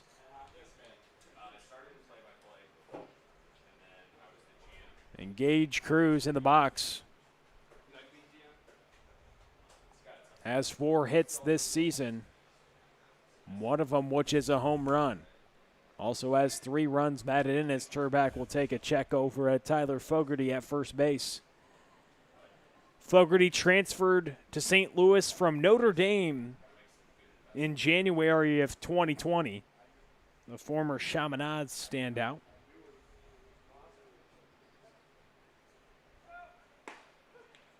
As ring him up, the strike on the corner. The 8th strikeout tonight for the southpaw. So after surrendering a leadoff single to Fogarty, Turback comes back to catch Gage Cruz looking. And 8 Ks for the lefty, who's been efficient and effective tonight. When you can throw 3 pitches consistently for strikes, it's hard for anybody to get barrels on the baseball. As Turback misses with that pitch, and Fogarty will glide into second base standing. That's a stolen base. Brought to you by the O'Fallon Family YMCA, the Y for youth development, healthy living, and social responsibility. 1-0 the count, 1 runner on second base. That does represent the tying run. As Tommy Woods comes to the box, he drew a walk last time, his league-leading 10th walk of the season. As that breaking ball is taken for strike 2, Tommy Woods with a really good eye. We mentioned when hitters are able to battle in at-bats and maybe they're not getting the amount of hits that they would like, you can it just shows you that they're locked in, like you mentioned, because you're able to see and you're able to take the pitches that are balls and lay off and be disciplined. And that's what we've seen from Tommy Woods all season long. He's been great at the plate. He takes that pitch for a ball. And you see on that pitch, he recognized curveball, and before that ball almost even crossed the plate, he already knew it was outside. That tells you right there how good of pitch recognition Tommy Woods has. He recognized breaking ball, knew it was going to be up and away, and just spit on it. A swing and a miss. Nice breaking pitch right there from Turback. And you just think about it, it's about being selfless. It's about laying off those pitches and not trying to do too much at the plate. A lot of times that can be an approach for a hitter, and that's what Tommy Woods, it's shown that he's been able to be disciplined and not help pitchers out by swinging at things out of the zone. That one looked like it was a tad bit out of the zone, but the umpire rings him up for strike 3. Could have been a little inside, but Tommy Woods takes that one and will head back to the dugout looking. The 9th strikeout for the left-hander tonight as he is mowing through these gems. And sometimes you see with hitters who have a really good eye, sometimes it almost comes back to bite him. You see this a lot with Matt Carpenter for the Cardinals. He has such a good eye. Sometimes he gets called out on a pitch that's an inch or two off the plate. He knows it, but the umpire gives him an inch or two off the plate. Sometimes you can almost have too good of an eye. Andrew Keck may be seeing something from Fogarty at second base with the signs, or maybe just wants to talk to Turback to see how they want to approach Matt Westfall. With an 0-1 count and 2 away. And as we mentioned, it's not a typo. 9 strikeouts so far for Devin Turback. He has been mowing through these gems hitters. And he's a strike 1 out away from working through 4 scoreless frames. Turback worked 4 innings last time as the lefty comes set. The 0-1, a swing and a miss. Good breaking ball there from Turback. Now he's ahead against the catcher Matt Westfall, 0-2 in the count with 2 outs. The runner on second does represent the tying run for the Gems here in the top of the 4th inning. Gems just have scattered 2 hits off this left-hander. As Turback comes set.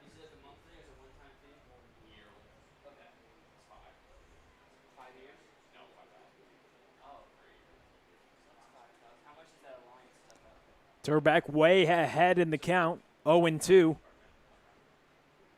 We'll see where he goes with 2 outs. The pitch. A swing and a miss. Absolutely carving tonight. Devin Turback, 10 Ks through 4 shutout innings, and he strikes out the side for the second time tonight. We'll send it to the bottom of the 4th. 1-0 the score. Hoots on top.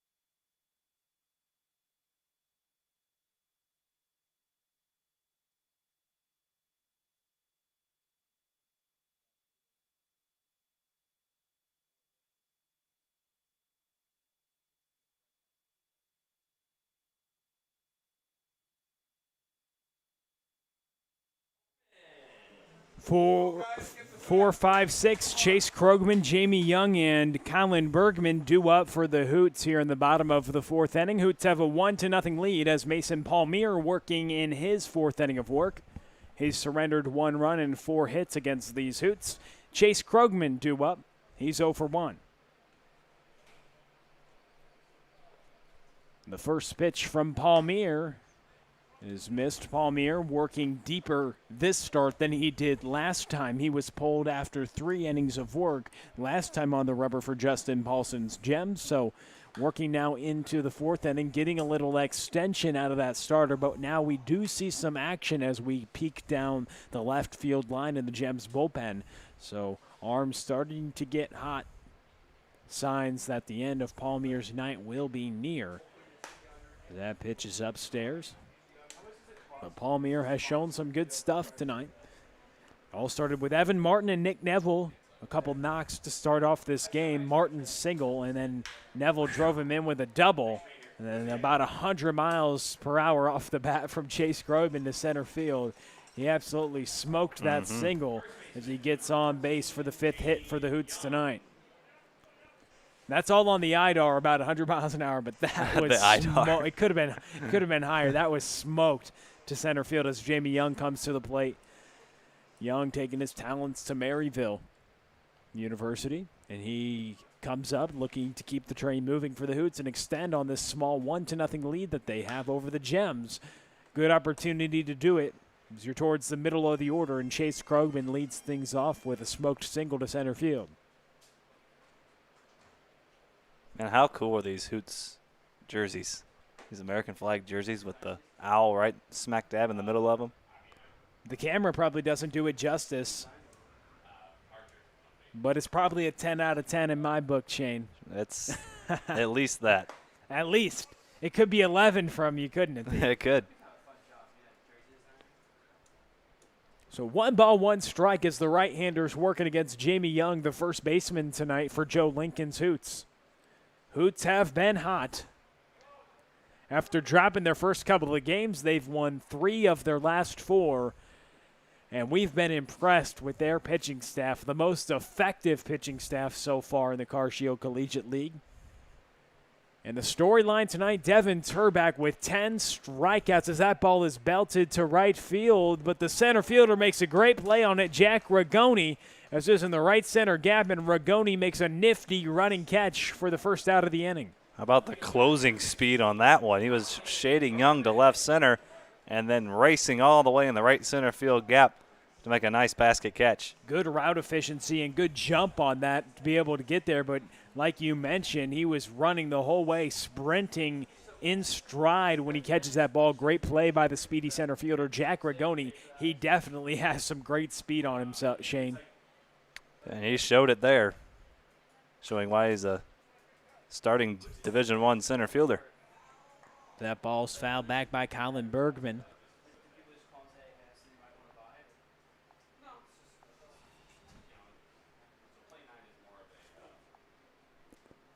So Bergman's in the box, 1 down. Chase Krogman at first. As Palmier misses low with that pitch, 1 ball, 1 strike, 1 out. And 1 runner on in Chase Krogman.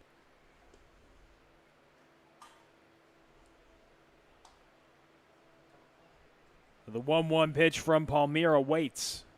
A swing and a miss, now 1-2, the count against Bergman.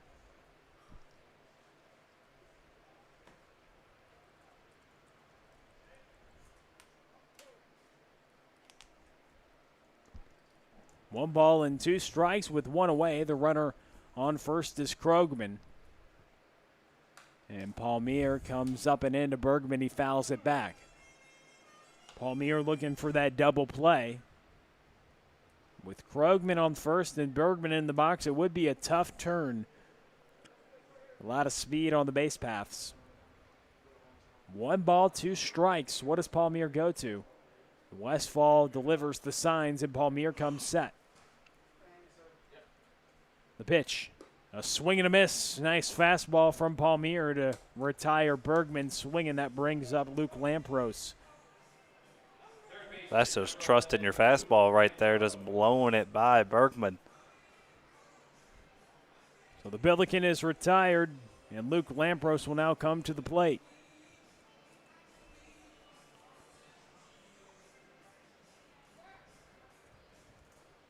So 2 away and 1 on in Chase Krogman. As Palmier's working in the bottom of the 4th inning, a 1-0 ball game. It was the Hoots who scored in the bottom of the 1st inning, but both offenses have been quiet ever since. The Hoots have had 5 hits, making Palmier work in each of his innings, but had thrown scoreless 2nd and 3rd innings and is an out away from having a scoreless 4th as well. That pitch is missed inside to Lampros, who grounded into a 6-4-3 double play last time up at the plate.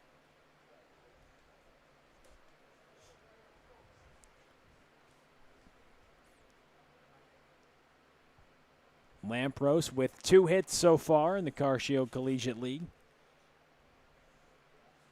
A swing and a miss on a high fastball from Palmier. Well, his eyes lit up on that 2-0 fastball, maybe a little higher than he thought it would be out of the hand, but you see that high fastball like that in the hitter's count, your eyes get as big as saucers. So 2 balls and a strike.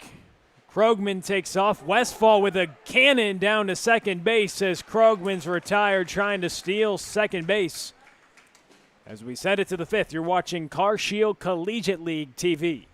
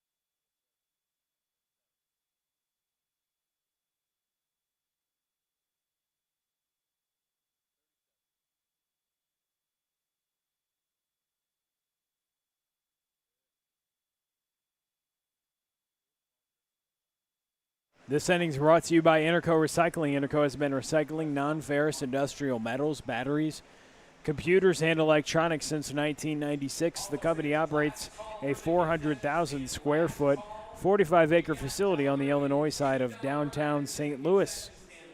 So if your company has large amounts of scrap metals, batteries, or electronics to recycle, call Interco Recycling at 1-877-258-3601 or on the web at www.itcscrap.com. Interco Recycling, a Mellatronics recycler since 1996. New pitcher into the ball game, and we got to tribute the night that Devin Turback had. The final line for him going 4 innings and striking out 10, allowing no runs and just 2 hits. A heck of a night for the left-hander, but he hands the ball off to number 37, Juan Griffin, making his 3rd appearance here in the CarShield Collegiate League. He's thrown 4 innings. He's 1-1 is his record. He surrendered 4 hits in those 4 innings, but just 1 earned run, has a 1.75 earned run average, just 1 earned run. Although 4 runs, he hadn't had a ton of help behind him, but here in his 3rd outing, he has looked pretty good, and we'll see what the right-hander can do. He'll face Tate Wargo,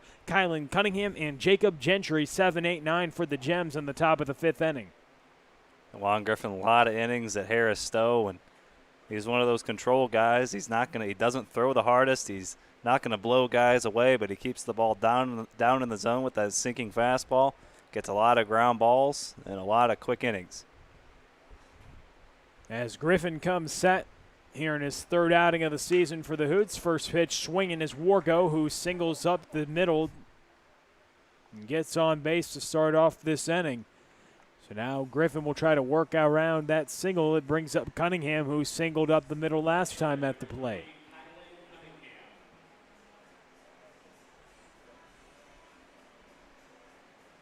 Griffin, this is his 5th inning of work here in the CarShield Collegiate League. 3rd appearance. And that's a 1.75 earned run average, just 1 run allowed in those 4 innings. 1 earned run, that is. As a runner on first base, Cunningham squares around a bunt, but it's called for a strike as he misses it. Jacob Gentry, the 9th spot on deck. As the Gems look to try to get anything going, they've just scattered 2 hits, and the offense has been a question mark tonight, but it's more been an exclamation point of the pitching from the Hoots, with Devin Turback striking out 10 batters in 4 innings as that ball is popped away to the left side. As nobody's had an answer for Turback yet. Not in his first outing, not in his second outing. 4 shutout innings in each one. Through 8 innings, he's K'd 16 hitters through his first 2 hearts, efficient and effective. The former Jeffco Southpaw taking his talents to WKU, going to be a hilltopper. They got themselves a gem or a hoot, however you want to look at it. Not a gem tonight as he fanned the Gems 10 times. He hands the ball off to Juan Griffin, who's ahead 0-2 in the count to Kylan Cunningham, who smoked a single back in the 3rd inning. So 3 hits tonight now for the Gems after Wargo gets the single off Juan Griffin, the first hitter he faces here in the top of the 5th inning out of the bullpen. Griffin with a quick move over to first, but it's going to be safe. Ball was dropped by Jimmy Young. Might have had him if Young would have come up with that. Fogarty had an awfully big lead over there at first, and Griffin, a quick pickoff move.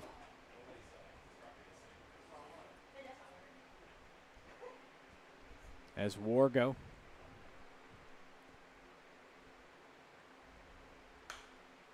that ball's fouled away. So we'll do the 1-ball, 2-strike count again as Juan Griffin coming into the press box. Coming into the game, rather, but Charlie Bornoff talking about him coming in the press box, our producer. He called it the press box that Juan Griffin built because he really gets excited when Juan Griffin comes into the game.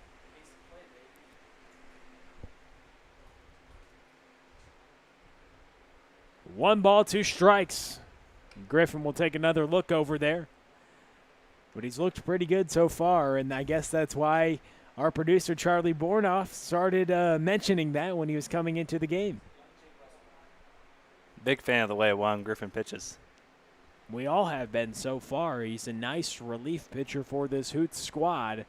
Try to hang on to a one-run cushion here in the fifth inning against the Gems. The Gems have been shut out tonight so far, much thanks to Devin Turback. Juan Griffin trying to continue that success, working around a leadoff single, facing Kylan Cunningham. That ball's hit to the right side. It gets through the infield. Wargo's going to try to go from first to third. He does, and now runners are on the corners as Jacob Gentry now comes to the plate. So nobody out and runners on the corners.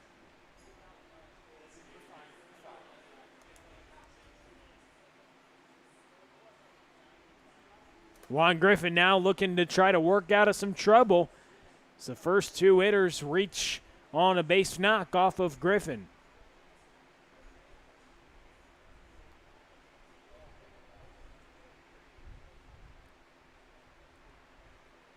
But Jacob Gentry coming to the box, grounded out last time at the plate.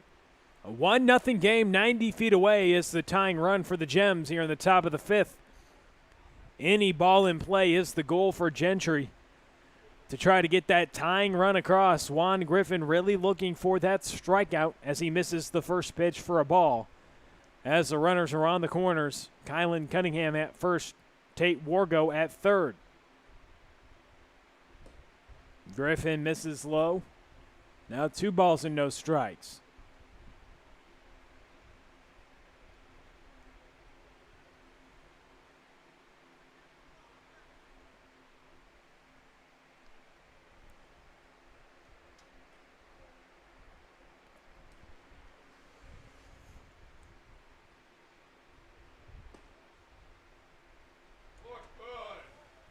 Pitch missed low.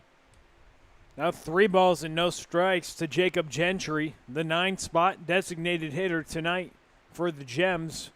And the on-deck circle is the leadoff hitter, Josh Gibson. The 3-0 pitch from Griffin is missed, and walking on 4 straight is Jacob Gentry. Now the bases are loaded. Gentry draws the walk on 4 straight pitches. Not something you see too often from Juan Griffin, and Andrew Keck knows it. He's going to tell his pitcher, hey, look, they still haven't gotten on the scoreboard. Just get yourself a ground ball and get yourself a couple of outs. They'll trade a couple of outs for a run, no doubt. Corners will come in, but they'll be in double play depth up the middle. A 1-0 game, bases loaded, nobody out. Josh Gibson up to the plate here in the top of the 5th inning as the Hoots trail. As the Hoots lead by 1 run, but are in jeopardy of trailing as the go-ahead runs on second base. Josh Gibson, the leadoff hitter in the box. The bases are juiced, nobody out.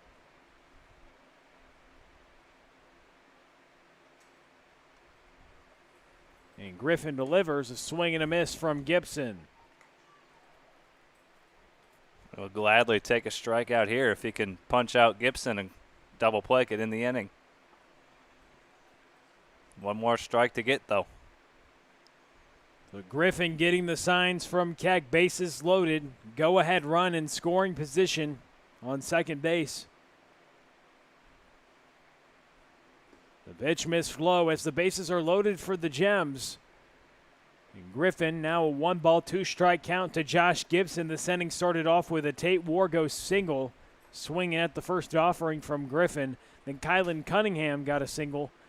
Jacob Gentry reached on the bases on balls. The bases are loaded of Gems. The go-ahead run is in scoring position, tying run at third base. This ball is hit to left field. And it's going to be caught by Krogman. Krogman will throw it in quickly, and the sacrifice fly ties this ball game. Just a great piece of hitting by Gibson, knowing what he had to do. Just get a ball in the air, just about any ball in the air except the pop-up. It's going to bring in a run, and Chase Krogman not letting the runner advance to third. That keeps the force alive here at third base, and now it's a tie ball game, but still a ground ball will get you out of it. Great piece of hitting by Gibson. That's all you need to do right there. Lift the ball and get that tying run in. Now the go-ahead run still at second base in scoring position for Jack Rigoni, who's 0 for 2 with a couple strikeouts tonight. One away. Griffin looking for that ground ball. And he delivers. Pitch missed low. 1 ball, no strikes with 1 out. Griffin just 1 pitch away if he can induce the ground ball double play. Facing off against the right-handed hitting center fielder, Jack Rigoni hitting second in the lineup tonight. As the Gems have knotted this game up. Pitch is called for a strike. 1 ball, 1 strike, and 1 out. With 2 runners on, runner on first is Jacob Gentry, runner on second is Kylan Cunningham. Juan Griffin here making his 3rd appearance in the Car Shield Collegiate League. A swing and a miss from Rigoni. Now a 2-strike count for Griffin. We'll see what he goes to. He's featured a nice breaking ball, but also good moving fastball. Best case scenario for Griffin would be that double play. 1 ball, 2 strikes, 1 away. In a 1-1 ball game here in the top of the 5th, it's been a nail-biter. We've seen 2 offensive explosions in the first 2 games of this tripleheader. And now we see a great pitching duel in the nightcap. Tale of a couple games, wouldn't you say, Shane? One for every kind of fan. As the right-hander comes set, a 1 ball, 2 strike count with 1 away. The pitch. Chop to the left side. Lampros steps on third. So good job to get the lead runner and 2 outs. So Rigoni will reach on the fielder's choice. And the third baseman, Luke Lampros, will get Cunningham will be out on the ground ball. As Tyler Fogarty now comes up with 2 away and 2 on. Jacob Gentry advances to second base. And Jack Rigoni reaches on the fielder's choice. A 1-1 ball game here in the top of the 5th inning. As Juan Griffin working on the mound in his first inning of relief. A breaking ball called for a strike. The first 4 innings, the Gems had no idea what was going on the offensive end. Was barely able to put it in play against Devin Turback. 4 innings, 10 Ks, just 1 walk and 2 hits. No runs from the left-hander who handed the ball off to Juan Griffin, who has surrendered a run this inning. A couple singles and a walk. Then the sacrifice fly RBI by Josh Gibson knotted this ball game up. He induced a ground ball, last hitter, and Lampros smartly stepped on third to get the lead runner. Now 1 ball and a strike with 2 outs. That lead runner now at second, and Jacob Gentry does represent the go-ahead run. You'll need to see some nifty bullpen action here as we're all knotted up heading towards the latter stages of this ball game. Be interesting to see how the bullpen plays a factor as we head down the home stretch of this 3rd ball game in this triple-header. It's been beautiful baseball all day long here at Car Shield Field. 1 ball and 2 strikes as Griffin comes set and delivers the pitch that's fouled away to the left side. Tyler Fogarty, the right fielder, 1 for 2, singled back in the 4th inning. The former Chaminade standout took his talents to Notre Dame, then transferred at the semester to St. Louis University with a couple of his teammates, Matt Dunham, who's headed there. Or a couple of players in this league, rather. Matt Dunham, who's headed there, and then another player on the other side, Colin Bergman, who's also there. Joining them, all playing in the Car Shield Collegiate League. Dunham and Bergman on the Hoots, and Fogarty on the Gems at the plate right now, trying to drive in that go-ahead run, who's on second base in Jacob Gentry. 1 ball, 2 strikes as Griffin works to try to strand a couple runners. Gets his signs from Keck. 1 ball, 2 strikes with 2 outs and 2 on. Griffin looks down a couple times and delivers the pitch. Strike 3, caught Fogarty looking. And Griffin strands a couple runners, but not before the Gems tie the game. We send it to the bottom of the 5th. 1-1's your score.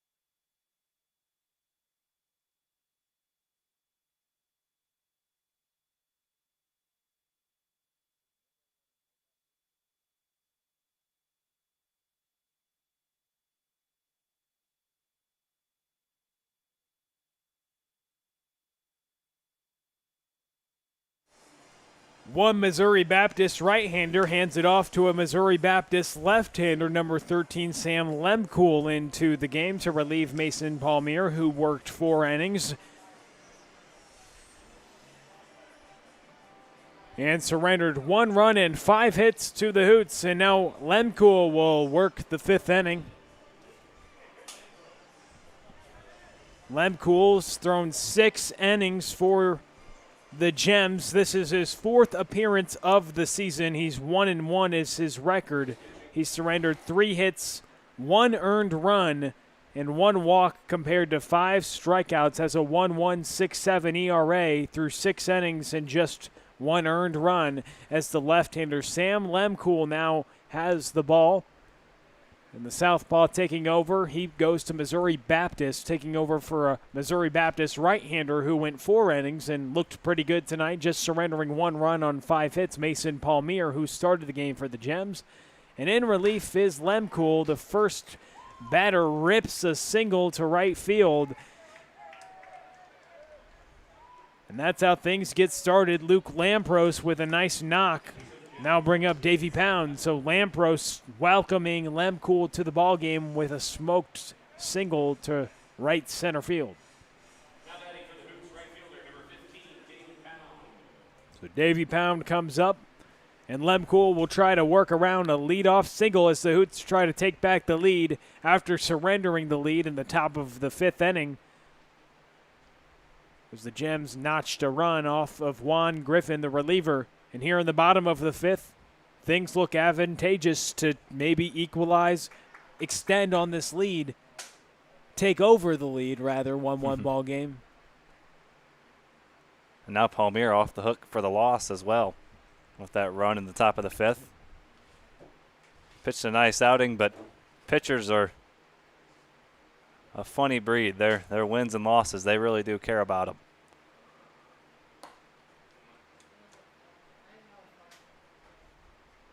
1 ball, 1 strike as the left-hander Lemcool works against Davy Pound after Luke Lampros ripped a single to right center. 1 ball, 1 strike, 1 on, nobody out. As the lefty's working in relief.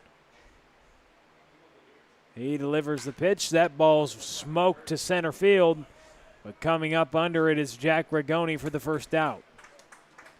Rigoni made that play look easy. He had to go pretty good ways to get that one in the right center field gap, but ran right underneath it, perfectly tracked it, and makes it an easy catch with the speed he has. Dominic Cusimano now coming up, had a single last time at the plate. Now up in the bottom of the 5th as the Hoots look back to take back the lead. A 1-1 ball game here in the bottom of the 5th. Working against the relief pitcher Sam Lemcool. Pitch is grounded over to first. Cruz steps on it. And then try to get over the tag to Lampros at second, but he'll be safe. So Lampros advances to second base, and Cusimano was retired on the ground out to the first baseman, Gage Cruz. And Cruz could have gone to second first with that, but he was standing a half step from the first base bag, so might as well take the easy out and take your chances with the other out. A good throw would have had him, but that's a tough throw, especially for a right-handed first baseman, having to turn your body all the way around and throw a lot of times with a base runner in your path. Evan Martin now the designated hitter up with 2 away. The go-ahead run for the Hoots in a 1-1 ball game in scoring position in the form of Luke Lampros. And Evan Martin, who had a single and came around to score in the first, the sole Hoots run this game, has an opportunity to give the Hoots the lead with a single. With any base knock, likely Lampros to score. As Lemcool gets ahead, 0-1 is the count with 2 away. The lone Hoots run coming from the man at the plate, Evan Martin, back in the first inning. He singled on the first pitch of the game, then came around to score on a Neville double. Neville in the on-deck circle. And then the sole run from the Gems came in the top frame of this inning off of Juan Griffin. So just 1 tally in the bottom of the 1st for the Hoots and a tally in the top of the 5th for the Gems. We're knotted at 1-1 as that ball's ripped to right field but foul. A foul ball to the right side out of play. 1 ball and 2 strikes. With 2 outs. As Lemcool is working.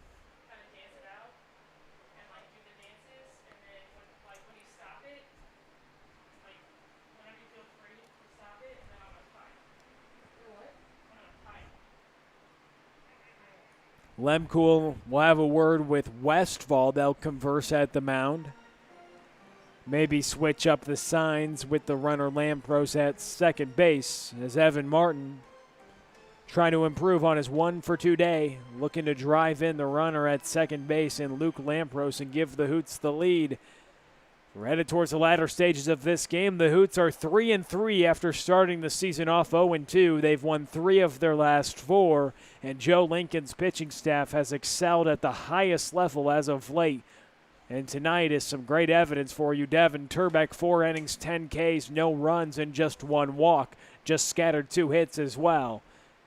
As it's now 2 balls and 2 strikes against the SIU outfielder Evan Martin.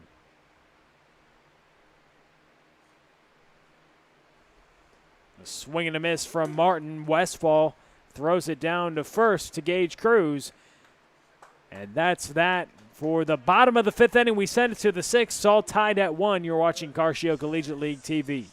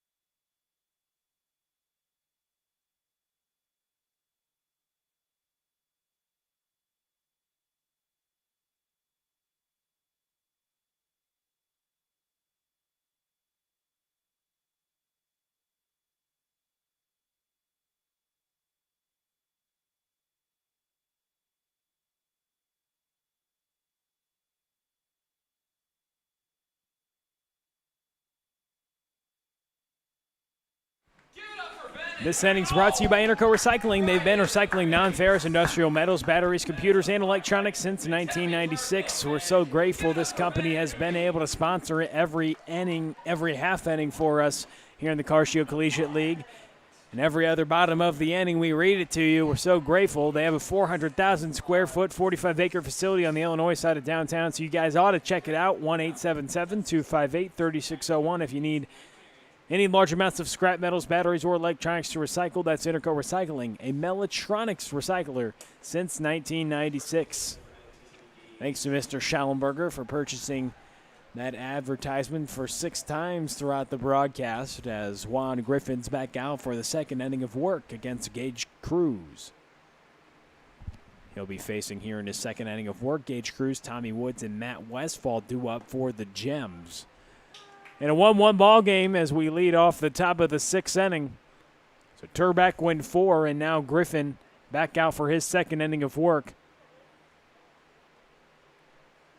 Surrendered a run last inning as Tate Wargo led off the inning with a single, did come around to score on a Josh Gibson sacrificed fly and run batted in. Pitch missed low and in, 1 ball and 2 strikes. As Griffin works on the first baseman, Gage Cruz.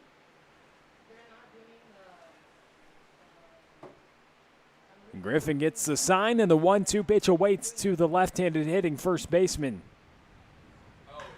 That ball's chopped to the left side. Neville backhands it, throws it over to first, and the first hitter of this inning is retired. Gage Cruz goes down on the 6-3 ground out.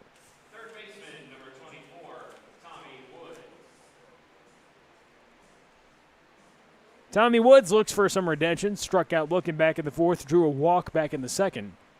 And the storyline with him coming into this game, leading the league in quality at-bats, we kind of talked about his first at-bat. After working a quality at-bat and getting a walk with 10 walks drawn this season. We know he has some pop as well, a Division I commit out of high school. Tommy Woods, the third baseman, takes that pitch low.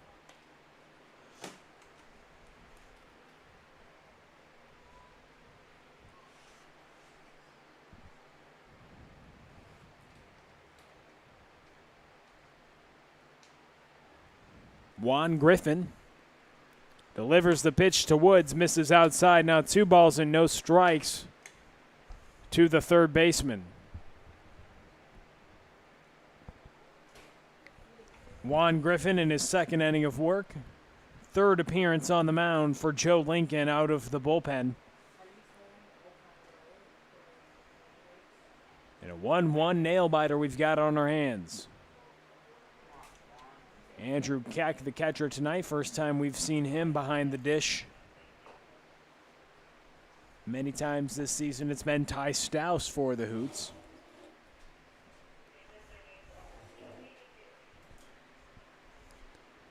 A 3-ball, no strike count to Tommy Woods.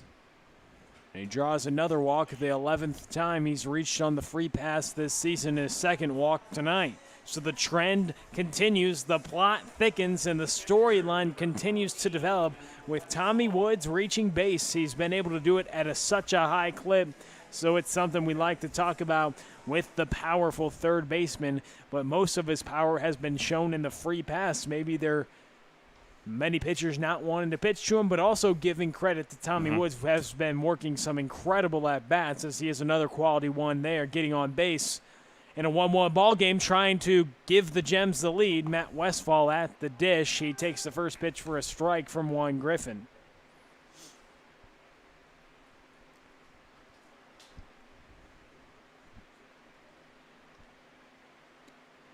Tommy Woods has gotten on base over 64% of the time. That number's increased a couple times, drawing a couple walks tonight. He's 0 for 1 with a strikeout, but he is on first base. With an 0-1 count, Juan Griffin delivers the pitch to Westfall. It's up the middle, and Westfall is going to have himself a single. So runners on first and second as Dominic Cusimano outstretched to get that one, but it hits off the leather and goes into the outfield. So Westfall has himself a single, his second hit here in the Car Shield Collegiate League. Runners on first and second with just one away to Tate Wargo, who singled off of Juan Griffin in the fifth inning to lead off the fifth inning and came around to score on a Gibson sacrifice fly to tie the game. As Wargo comes to the plate, opportunity for the Gems here in the top of the sixth inning.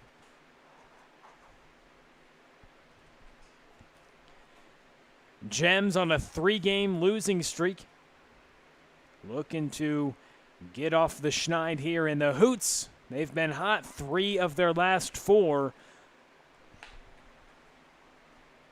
They've won under Joe Lincoln after dropping the first 2 games of the season. We've got a nail-biter here, 1-1 ball game here in the top of the 6th inning.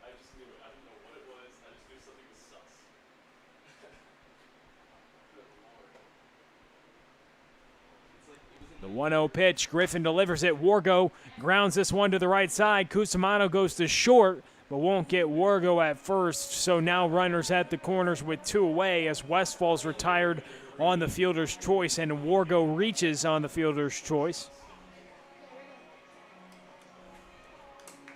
The runners at first and third with 2 away. That brings up Kylan Cunningham, who's 2 for 2 with a couple singles.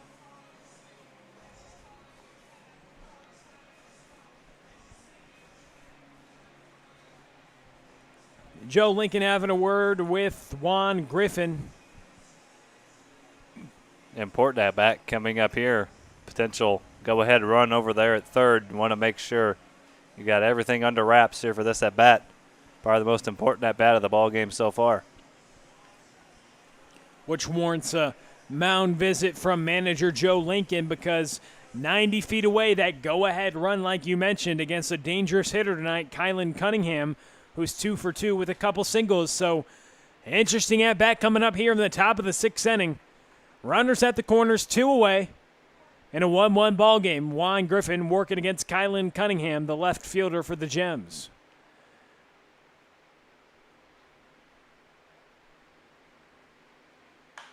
That pitch fouled away to the left side. Tommy Woods, the runner at third. Tate Wargo, the runner at first. Kylan Cunningham now behind 0-1 is the count after fouling that off to the left side. And Juan Griffin, the right-hander, trying to strand a couple runners and keep this game tied. Important at-bat here in the top of the 6th inning.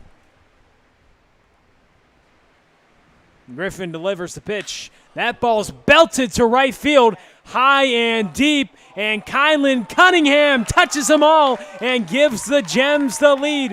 A 3-run shot, his 3rd hit of the day, and he touches them all, belting a 3-run home run off of Juan Griffin. Big-time blast for Kylan Cunningham. And now the Gems take the lead late in this game. Add 3 runs to the scoreboard.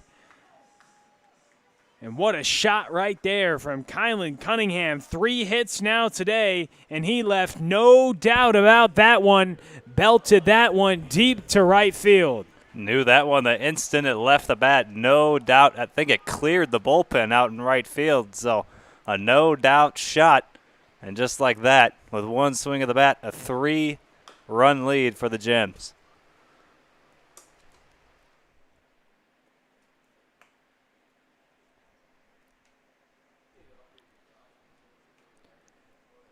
Jacob Gentry now comes up to the plate. A 4-1 ball game after the 3-run shot from Kylan Cunningham off of Juan Griffin. We talked about it. It could be one of the most important at-bats of the game with the go-ahead run at third base as Gentry grounds this one to the right side to Cusimano to get the 3rd out. We send it to the bottom of the 6th, but not before Kylan Cunningham blasts a 3-run home run. Gems now take their first lead of the game. We send it to the bottom frame. You're watching Car Shield Collegiate League TV.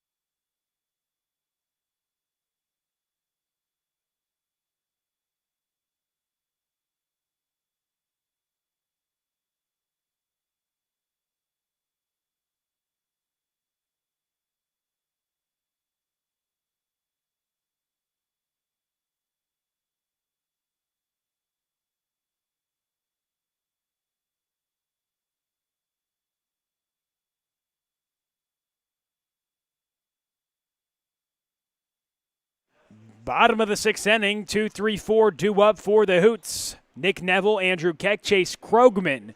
They'll work against the left-hander Sam Lemcool in his second inning of work. Mason Palmier went 4. Lemcool now out for the 5th and now 6th inning of work here in his second inning. As he held the Hoots scoreless last frame. Palmier had a nice night, going 4 innings, just surrendering 1 run. Lemcool held the Hoots scoreless in the 5th, and a healthy swing and a miss for the first strike off Nick Neville.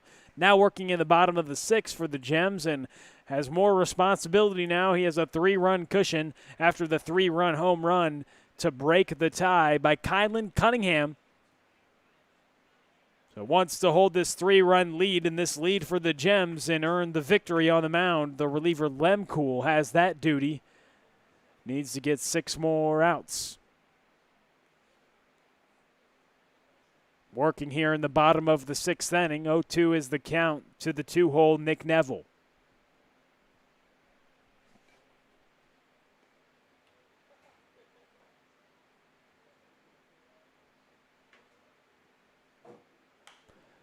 That ball's fouled away. We'll do the 0-2 again.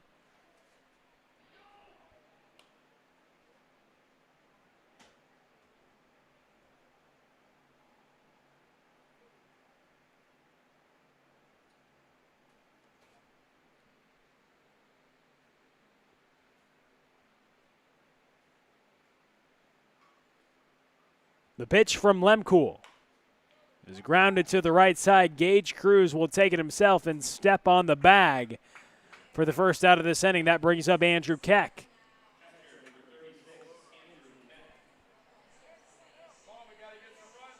So Kylan Cunningham's been the difference now. This game started off with 2 great starting pitching performances. Both starters working 4 innings. Just Turbach was terrific. 4 innings, 10 Ks, 1 walk, no earned runs, no runs at all, and just 1 walk, as we mentioned, and only scattered 2 hits. But the big number right there, no runs and 10 Ks from the southpaw starting pitcher for the Hoots. They've been getting some great performances to start off ball games for Joe Lincoln. These starting pitchers have Jackson Keller, Cleveland the other night.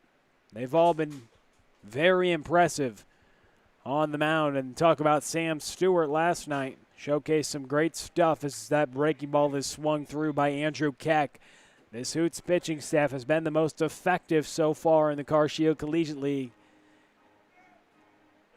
And they're looking to continue their trend, looking to push the envelope above 500, but Kylan Cunningham silenced that with a 3-run shot last frame for the Gems as the Gems look to end their 3-game losing streak after starting the season off 2-0.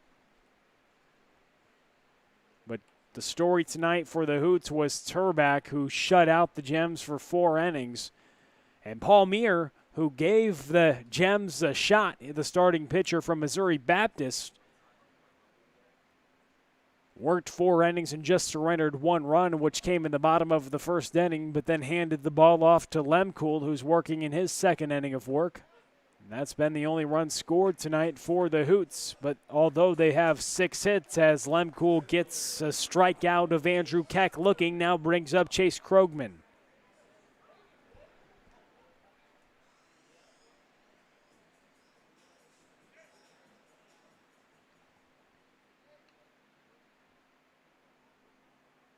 Krogman's 1 for 2. Roped a single back in the 4th inning.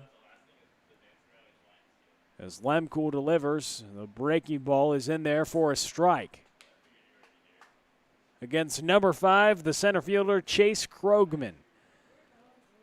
Chase Krogman coming into this game, hitting .471, getting on base 57% of the time. An 0-1 count. That ball is ripped away to the right side. Well foul as he yanked that one down the right field. Foul area on to the concourse by that party patio here at Car Shield Field.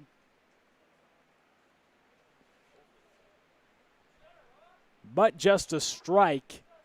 Now 0-2 is the count with 2 outs as Lemcool is looking for a clean frame.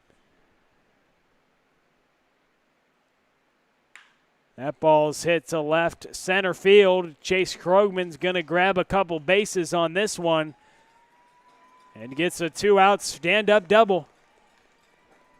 The Hoots looking for a 2-out rally as they trail 4-1 here in the bottom of the 6th inning. Chase Krogman has a 2-hit night. This one going for extra bases. It brings up Jamie Young.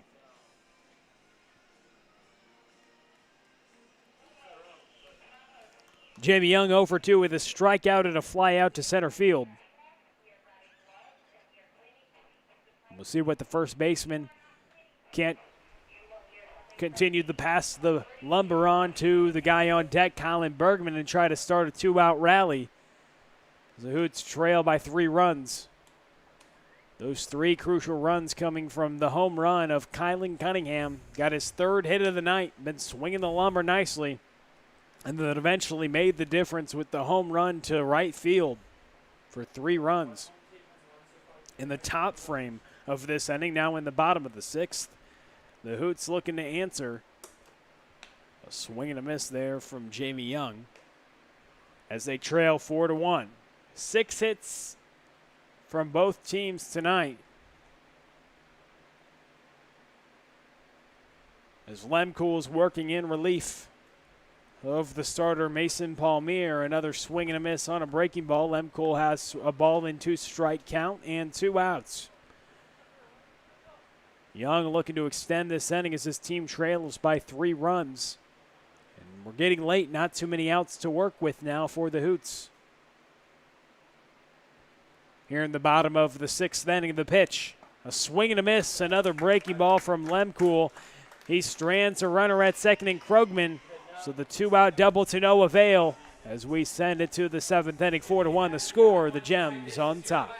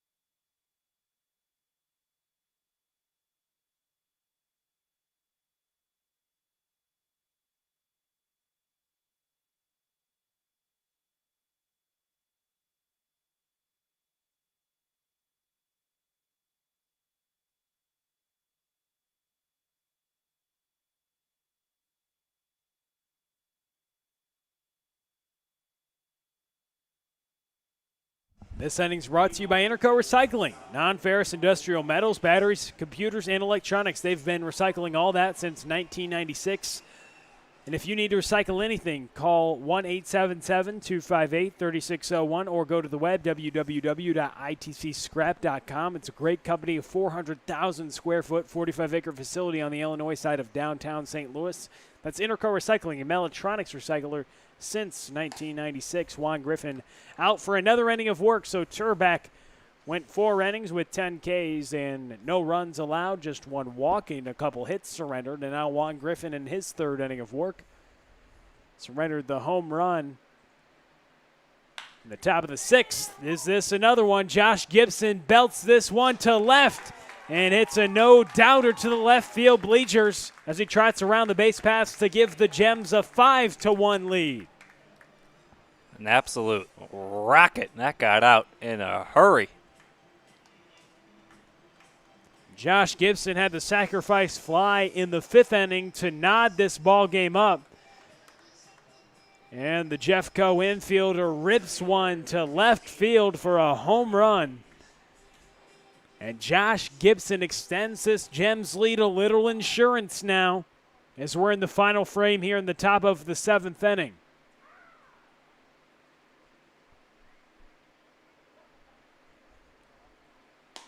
The Gems, Josh Gibson, first home run hit this season for the infielder.